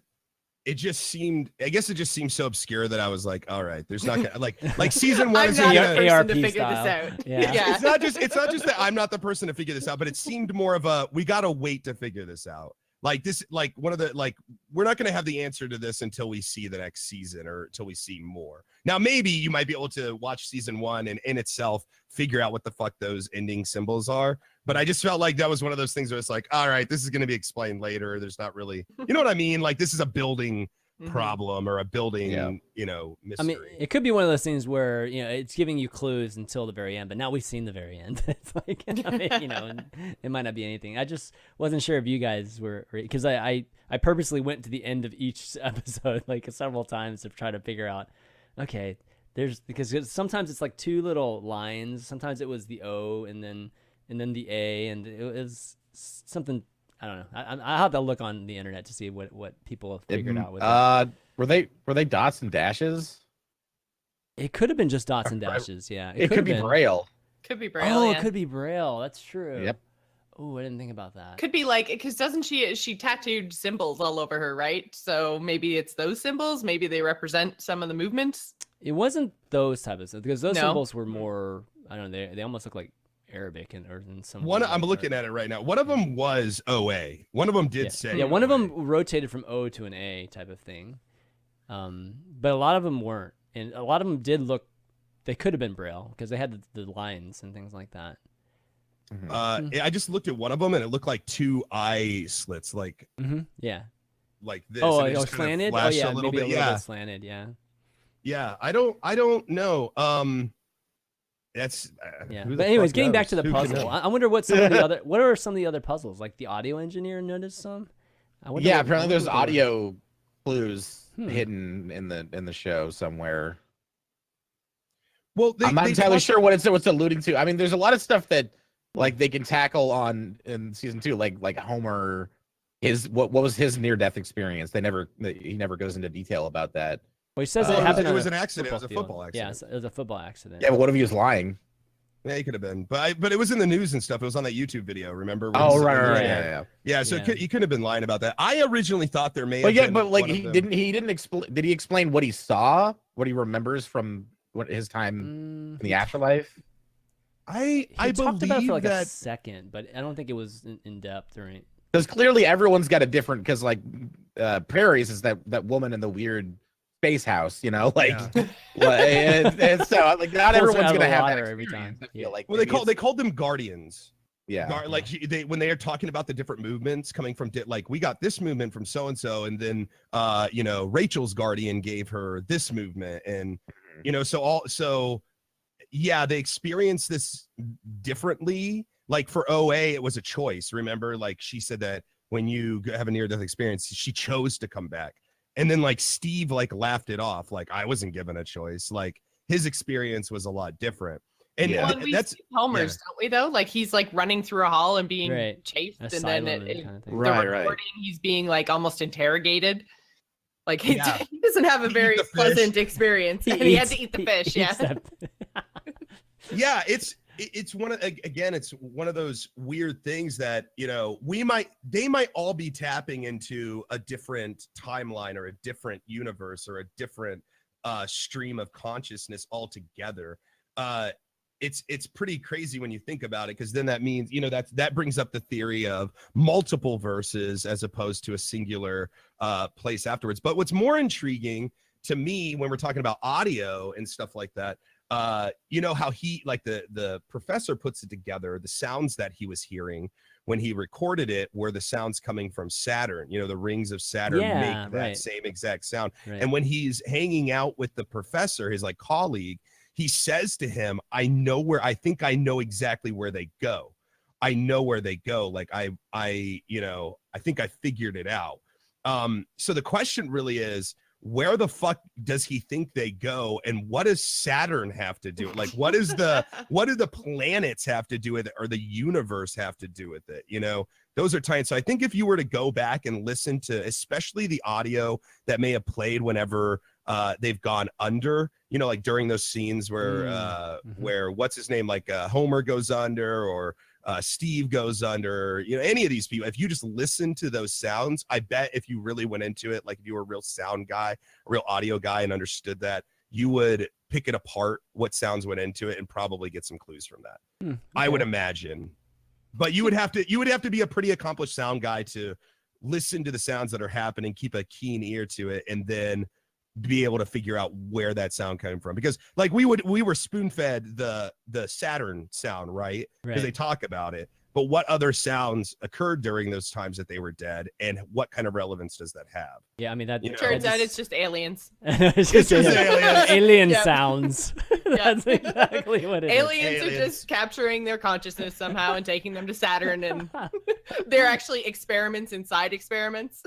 This is a prequel to Cloverfield. Yes. Which guys I have not watched because I felt I was wanting to do that one of these days on here. But Cloverfield? Yeah. I would love to do Cloverfield. Okay, There's we should a lot to talk about. We with should totally Cloverfield. do that. So Aura King wants to call in, so I'm gonna drag him in here. Oh, okay. What's up? Hello. Hey, welcome to the show, Hey, man. what's up, man? Not much. What's up with you guys besides this? Not much except for this. So waking up. All right, so God. you got any thoughts on the OA? Yeah, I got a few. One of them I just want to share with you guys. Well, at least my opinion in regards to the professor. Mhm. Like you guys were saying, he had a noble goal, right? Yeah, Noble-ish. Well, I No, think I mean, that- yeah, kind ish, of, yeah. Yeah. What I'm Asterisks.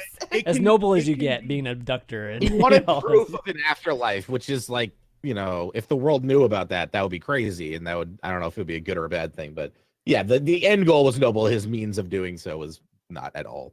Depending on your perspective, really. I mean, some people would call that noble. Some people would call it madness. You know, it's that line. So yeah, I think it's possible that it was noble. Yeah. I was chatting with Monkey Overlord a little bit.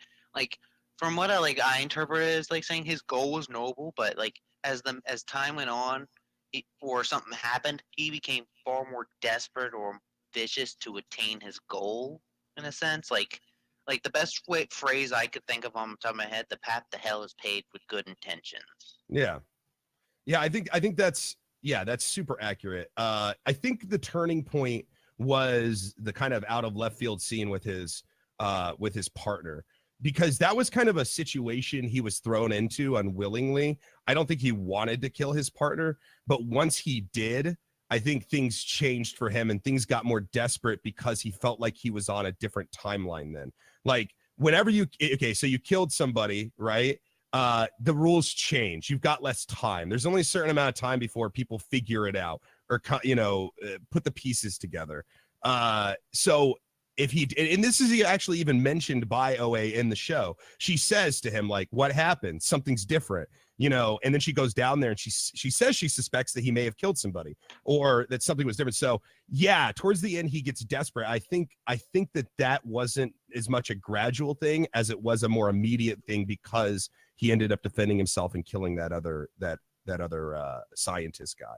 So, and that's where things start to get a little sloppy, but I could be wrong. That's how I took it. Sure, I wasn't sure. Yeah, it makes somewhat sense. Yeah, I get what you're saying. Yeah, it just has to do with the fact that what he's doing is super critical and he needs the least amount of scrutiny possible. And if you kill somebody, it's a good way to get the most amount of scrutiny possible.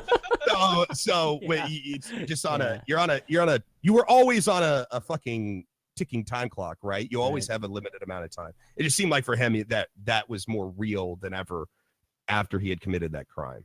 So yeah, that's how I took it anyways. Another thing I wanted to question, like you guys were saying, like how he would go public with stuff like that. Something that came to mind was like whether or not people liked like they could see their loved ones again or not.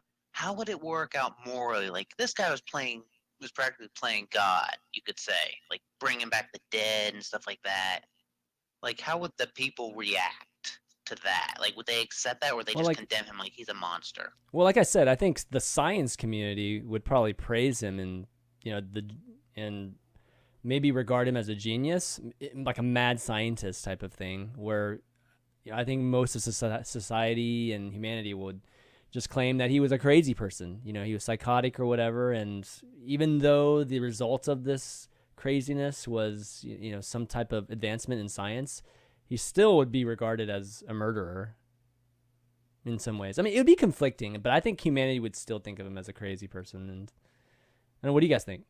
I think it depends entirely on what he discovered to the extent that he discovered it and the availability of that information to the general public, right? So if in this endeavor he, 5 people die or whatever, he kills multiple people, but at the end of it, let's say that because he has no idea what he's going to find. He doesn't go in seeking out resurrection or seeking out this or that. He found this weird thing that happens when people die and come back, and he decided to study it. So let's say that at the end of this journey, you can make publicly available not only bringing back your loved ones, but maybe not even bringing back your loved ones, maybe joining them. Maybe even for an afternoon, you could jump into a stream of consciousness where you hang out with your, beloved people who have passed on. I mean, but then again, it can go even further than that. I mean, into all sorts of unthinkable, unimaginable places that it could go to. So in my opinion,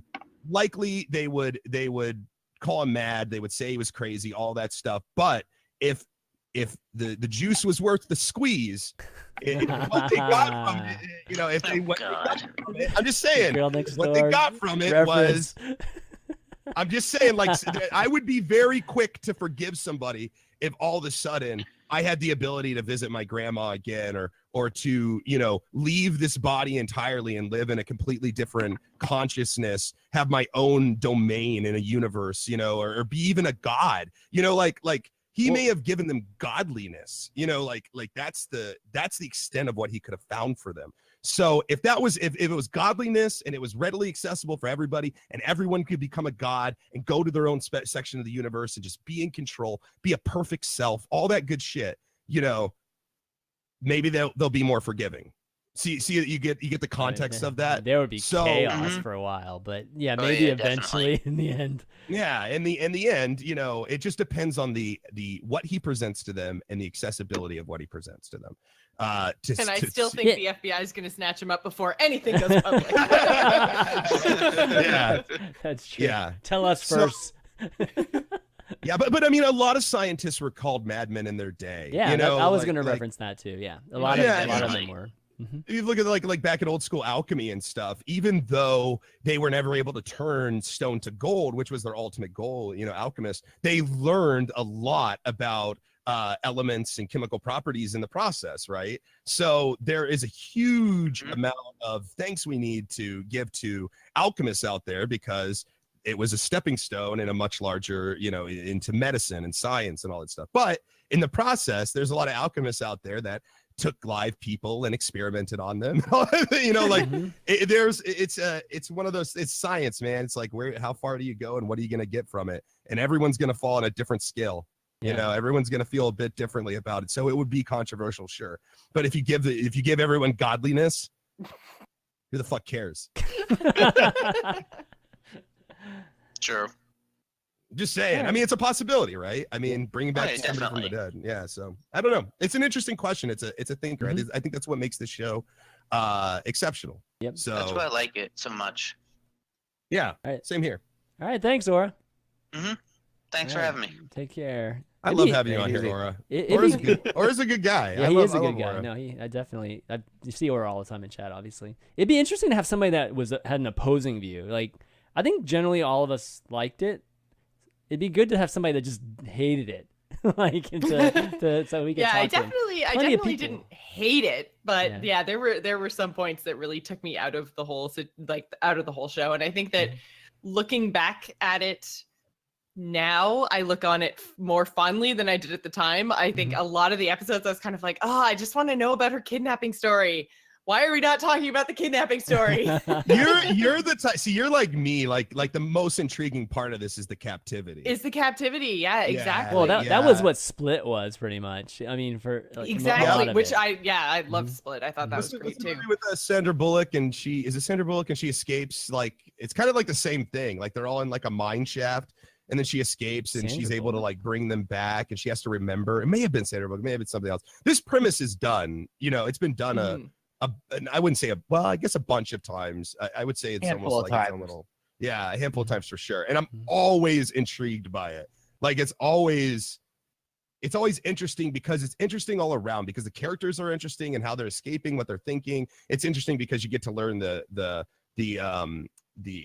oppressor, like the Right. scientist in this, you know, like he's super interesting and multidimensional. And a lot of these like Split, it was the same way. You know, you're getting to know all the characters through this extreme circumstance that's moving and mirandering at this like steady pace. It's not like a great event or chaos or then we're learning, you know, it's the steadiness to it. Yeah, I love it too. It's a Well, crazy. and that was kind of the thing with it, is that it's like the most terrifying thing, at least that I can think of, that like one person can do to another. It's one thing to kill someone else, but that's like instant, overdone, you know. But when you think of like kidnapping and confinement and, you know, losing all control, but still having to be there and experience it and not knowing what's coming or if you're ever going to get out, like that is just terrifying and hopeless. And, you know, like, so the fact that she did get out of it makes the whole entire experience so much more interesting, because you're like, oh my God, 7 years, what happened? How did she get out? And it's just so compelling to that part of the story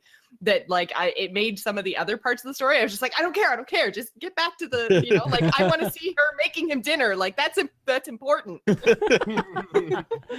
know, I have to say, like, a few of the parts, you know, normally whenever, you know, movies do fast forward X number of years or fast forward a year, that type of thing, you know, I generally don't love that, you know, because it does feel rushed. But in this particular case, you know, when she's telling the story, I feel like they did a really good job with them, you know, when they were talking about the dance moves, and it's like so-and-so got the dance move a year later, you know, and I don't know, it just kind of resonates just how long they've been there. And even though they didn't spend a lot of time really showing how long they were there, you really could get that sense that they were there for years, you know, just even in the time span of which we were watching or the story was being told. So I think I did a good job with that. Well, they did a good job of that because there were little things, if you're noticing, that changed through the years. Like her dress became tattered. You know, like their clothes actually deteriorated based on the timeline. There was a lot of attention to detail in a lot of things that we don't normally talk about, like costume, makeup, you know, setting, you know, all the, like, even, you know, the area in which they're inhabiting gets older too. Like the stuff starts the plants to kind of bigger and things like that. Yeah, the plants get, you know, grow and all that stuff. So you don't have like it's almost like a subconscious cue that we've moved over time, and that has to do with the craft of like I said, costumes, makeup, setting, all that stuff, which is something that a lot of people don't consider when they're watching, because it is mostly subconscious, but is an art in itself. And I think they did that really well also.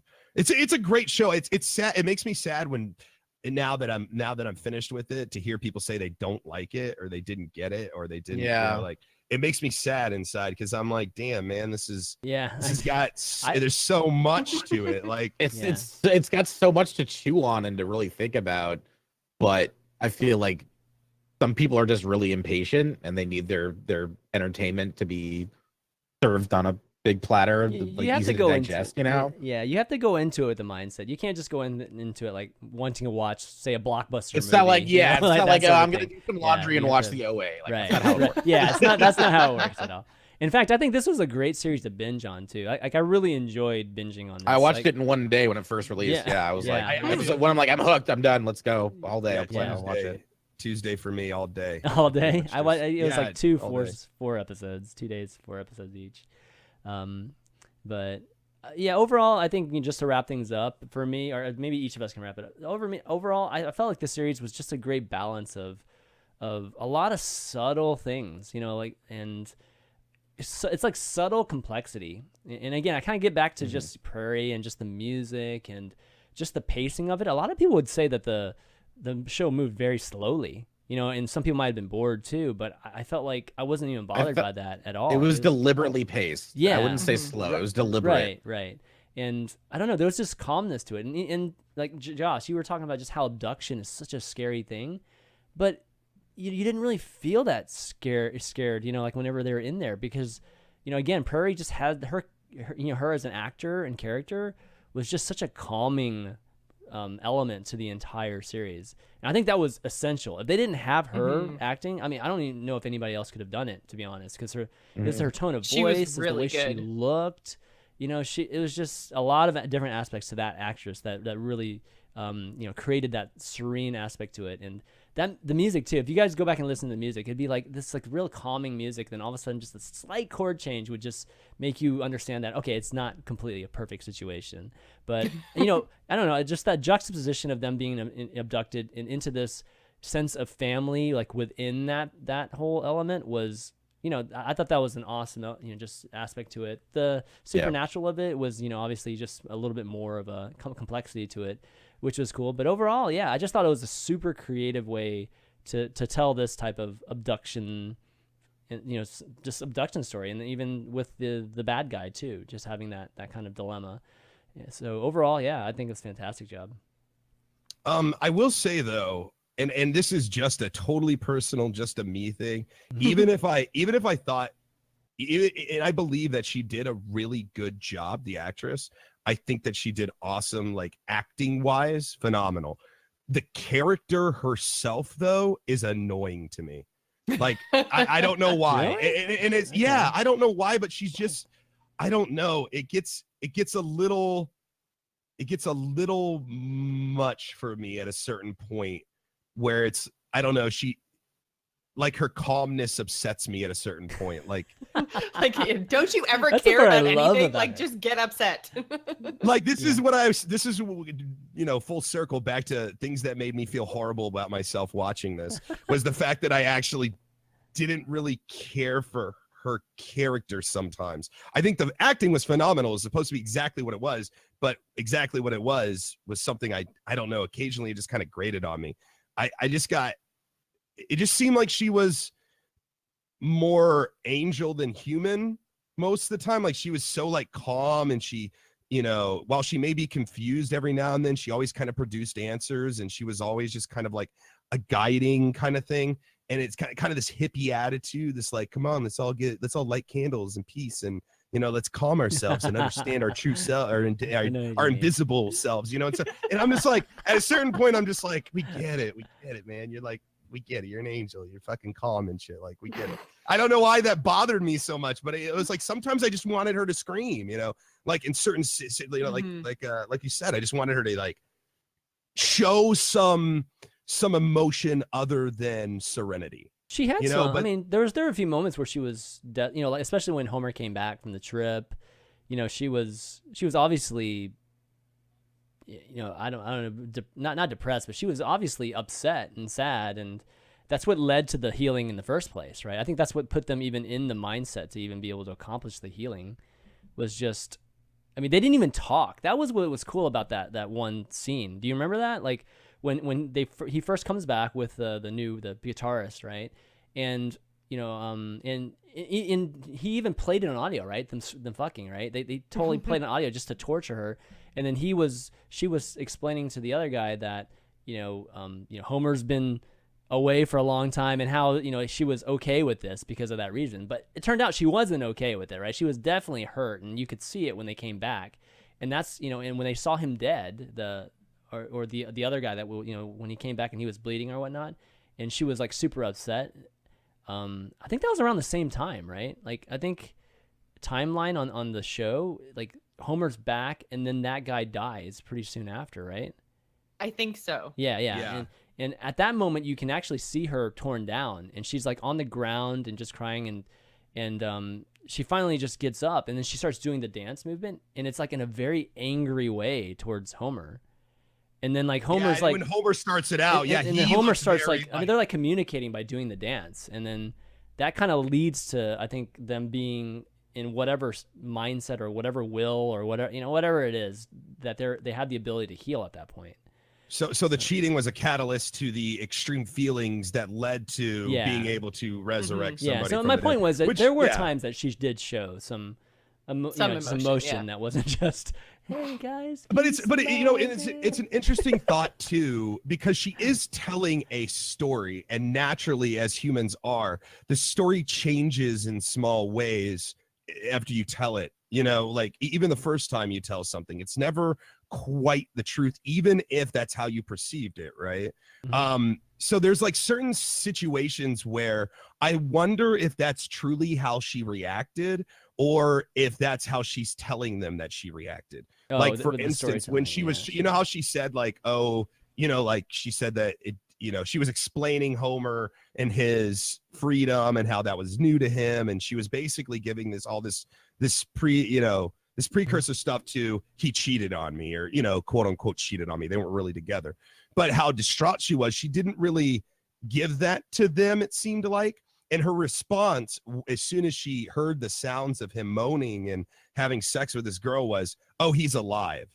Yeah, you know what I mean? right. Like, it wasn't even like, "Oh, he's doing this." It was just like, he's alive. And that's something like that you would want to say if you were to go back in time, and hindsight's 2020, like, "Oh, he's alive." That's what, but did she actually say that, or was that just part of the storytelling? You get what I'm saying? Like, I know what you mean.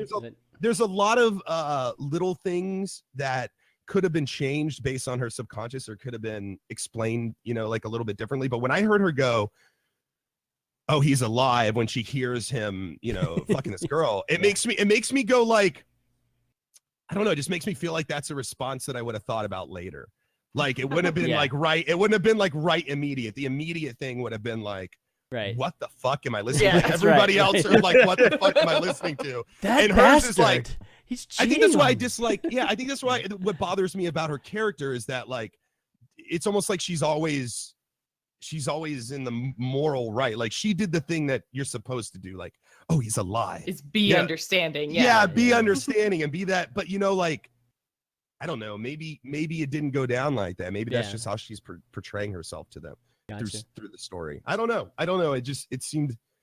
It seemed like something an angel would do, or somebody with a high amount of empathy. It just didn't seem realistic. Right. All I don't right. know. Well, I guess we should It's wrap like, let's up. get the fuck out of here. We Like, should probably wrap. this is the longest show we've had, honestly. Yeah, it's fine. I don't actually. I mean, I feel like there's totally still fine. other things like we could even talk about, but you're right. You It is think? coming up an hour or two. Man, Yeah, I don't really? know. Like, what else, man? I don't know. Through conversation, I could probably come Yeah, up we with these, probably but could. on the spot. I feel like we've covered it pretty well. Yeah, I think so too. I'm excited for season 2. Really excited for season 2. They're just starting to make it right now, right? They haven't. It's not going to come out anytime soon. Is No. it? Don't Okay, say that yeah. to me. It's true. They just I think they just got approved for it or signed for it, so it's gonna be in maybe next year. I'm as excited for this next season as I am for, like, just as much as like Stranger Things or Westworld or any of those. Like, yeah. I honestly do put this show up on that sort of tier. For me, I thought I it was do. beautiful too, man. So Just because of the mystery of where it could go. Now, next season, I could be done with next season and go, "Fuck this show, I'm done," and walk away and hate That's everything. not where I But thought it was gonna go. This is stupid. that's potential Yeah. for a lot of these shows. I mean, I'm even saying that's a potential for Westworld too, because Westworld. Oh, Westworld's gonna be amazing. Shut your face. I hope I definitely hope it's amazing. It's just gonna again have to be amazing in its like completely separate new plot frame, you know, like, and that's that, Westworld season 1 again, it was just like this. It was so framed so well, with Puppet Master and all these things. Yeah. That's going to be gone, next season. So I'm hopeful too. I mean, we did Westworld too. We loved it. So definitely same thing here. All right, why don't we talk about next week? And I'm excited for yes, next I know. week. I know you I'm are. so excited for next Oh no, I didn't put the week. cams in for here. Oh shoot. Oh I no, suck. you can't see no. how excited my face is. Oh, Flip back, man. flip Oh, I back real suck. quick. I suck. Flip back to my face. Okay. I'll fix it while we're doing this. Gosh. That's how excited I am. You guys can see it on my face. I'll fix That's it. how you know it's true. That's- All right, we're gonna that's see like- Rick and Morty. We're Yeah. if you guys, I know it's asking a little much because it's 1 week and we're gonna meet back 1 week to talk about this. For those of you who are joining us for the first time, that's kind of what this podcast, what the show's about, is we openly talk about shows and movies and anime, comic books, all that stuff. Spoilers included. But as part of the show, we do like a book club thing where we give you guys homework, basically. So this week we are asking that you go and watch Rick and Morty season 1 and 2. Now, I know that's a lot because it's 2 seasons, but there aren't a ton of episodes in every season, and they're 30 minutes long, like 22 minutes or something without commercials if you watch it on Hulu. It's accessible to you on Hulu, which is nice. And it's not going to take you as long as you think. And honestly, by the time you're done with it, you're going to be wanting more likely, and you're going to feel like there wasn't enough.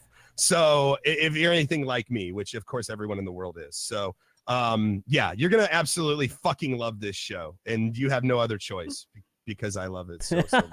You have no other. We'll ban you in the choice. chat if you say you don't like it. Yeah. And if you don't like it, don't fucking show up next week. All right? If you don't like it, if you're gonna be a naysayer while I jizz all over the place because of my ecstasy of covering the show, get the fuck out. I don't want that. I want We're so inclusive on this show. It's amazing. Fuck Holy crap. opposing views, man.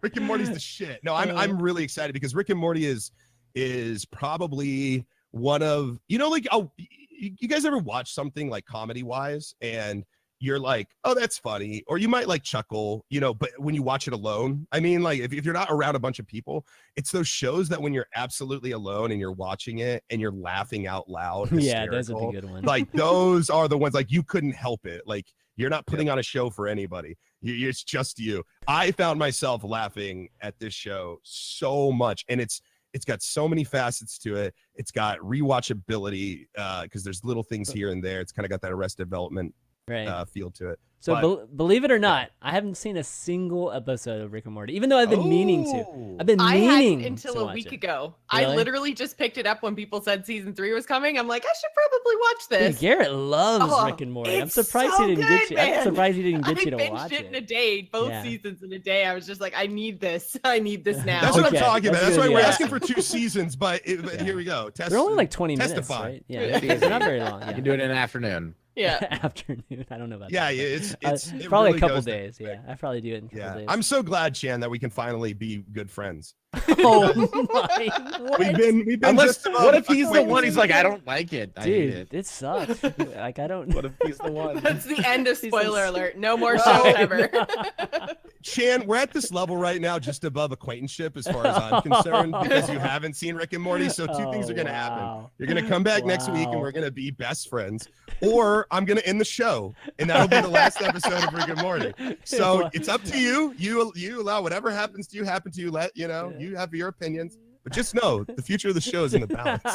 Yeah, No pressure. I don't want to put that pressure on you. Oh man, it's already there. So good. But Joss, man, it's been amazing having you on. I think that we had a lot of fun. I hope you had a lot of fun too. Yeah, thanks for coming. Yeah, it was great. Thanks for having me. On our longest show ever. I know, on our longest. You picked a good one. To Yeah. show up on. Do you want to do any shout outs or where can people find you? You can find me on Twitter and Twitch. I'm at JocePlays. That's JOCE Plays. And you can find links to all the shows that I do over on amove.tv. All right, Diction. Hi, I'm Eat My Diction. Here's my cat. She's bothering me. You can find me Hi, at- Marla. Hi, Marla. I'm trying to get in frame. There we go. Yeah, you can find me at twitch.tv/eatmydiction1 and Twitter. It's the same thing. I'll be streaming later tonight. Gonna play a game called Sexy Brutale. Looks What? really cool. Sexy Brute. What is that? It just came out like to little fanfare, but the reviews so far are really glowing. It's like an isometric adventure puzzle game where you're in this mansion where they're having like a I don't know, a masquerade ball, and people are getting murdered, and you're stuck in a time loop like Groundhog Day. And so each like level is you exploring a room and trying to figure out how to prevent people from getting murdered. Oh wow! I didn't realize that That's it was actually cool. out. I was really looking forward to that. Yeah, it looks fun. I mean, I'm is really it into is right it now. like old school graphics or is it no, it's graphics? very pretty looking. Oh, is very it? Pretty Oh, 3D wow. graphics. Yeah, sexy? really good art What style. is it? Sexy Brutale. Brutale. It's Ooh. brutal with an E at the end. Oh, Yeah. oh, It looks oh, like it has like Brutale. a like the art is pretty peculiar. It's almost got like a It's like Tim Burton-esque kind of. Yes. yeah. It almost has like a look like old school or adventure games, like a collect Mhm. this, collect Oh, that. It's got that kind of yeah. influence. Point in it and a click, little yeah. bit. Yeah. It looks pretty cool. Got like seventh guess looking to it. Okay. Is it cool. one? Yeah, Is I it like a one-time playthrough kind of thing, or does it end up different every time? You play You know it, what? I or- don't know. I'm pretty sure. I think it's just like there's only one way to figure out how to stop the murders from happening. So Oh, I don't know about that the sounds interesting. replayability. I love those kind of puzzle Mhm. games. I mean, at least these type of. Definitely gonna have fun chat interaction with people trying to yell at me at what I should do. So I love. Listen, mystery games are my favorite thing to stream. Like hands down, whatever it is, Awesome. mystery games are my favorite. So I might check that out. Yeah, cool. Hello. Shout out. Yes, hi. My name is Ellohime. For those of you who are listening to this podcast, one of both viewers on iTunes. I will throw out that it is www.twitch.tv/Ellohime. Please come by and check out the channel. Otherwise, people who are on Twitch, this is my channel here. Hi. And follow it if you want. If not, that's cool too. High five. Chan, tell us where we can find you. You can find me on twitch.tv/ChanManV and everything else that ends in ChanManV, YouTube and Twitter. You can find the VODs for this show also on my YouTube channel, as well as all the other shows in Hearthstone and Overwatch that I do weekly. And this is the last show this wait, no, I have actually one that had the overview I'm going to be releasing. I forgot to render it last night. It still kills me that I didn't render it last night. But you can find all of that on the YouTube channel. And then you can find this show also on iTunes and Google Podcasts and SoundCloud by looking up spoiler alerts and just hoping that we show up somewhere near the beginning. If not, just look for our logo. We'll be somewhere. We're still trying to work on the iTunes there. Hey, Chan. Yeah. I guess what, buddy? What? I don't have to poop. Wow. That's the That's the the first first time. ever. There's this weird That's thing. the first Listen, ever. let me explain for those of you who don't That know was what the I'm talking first about. ever. He's like, I I don't have a poop Normally, fetish, okay? like every show, once we're done, I almost always have to poop. Almost always have to poop after the show. We don't know what it is, but I just wanted you guys to know that today I don't have to poop. Even with the longest show ever and coffee? Yes. That's Yeah. impressive. Yes. That's I think that's impressive. I think that's a I good don't way. know what's going on. Maybe it's good luck. I just thought I'd share it just because it's a rare occurrence. It's like if we saw a unicorn. You know, like you just Okay. got to point out that there's a unicorn over there. I think that's a good way to end it, guys. So for JocePlays, Eat My Dick Shit, Ellohime, and myself, ChanManV, we'll see you next week. Later.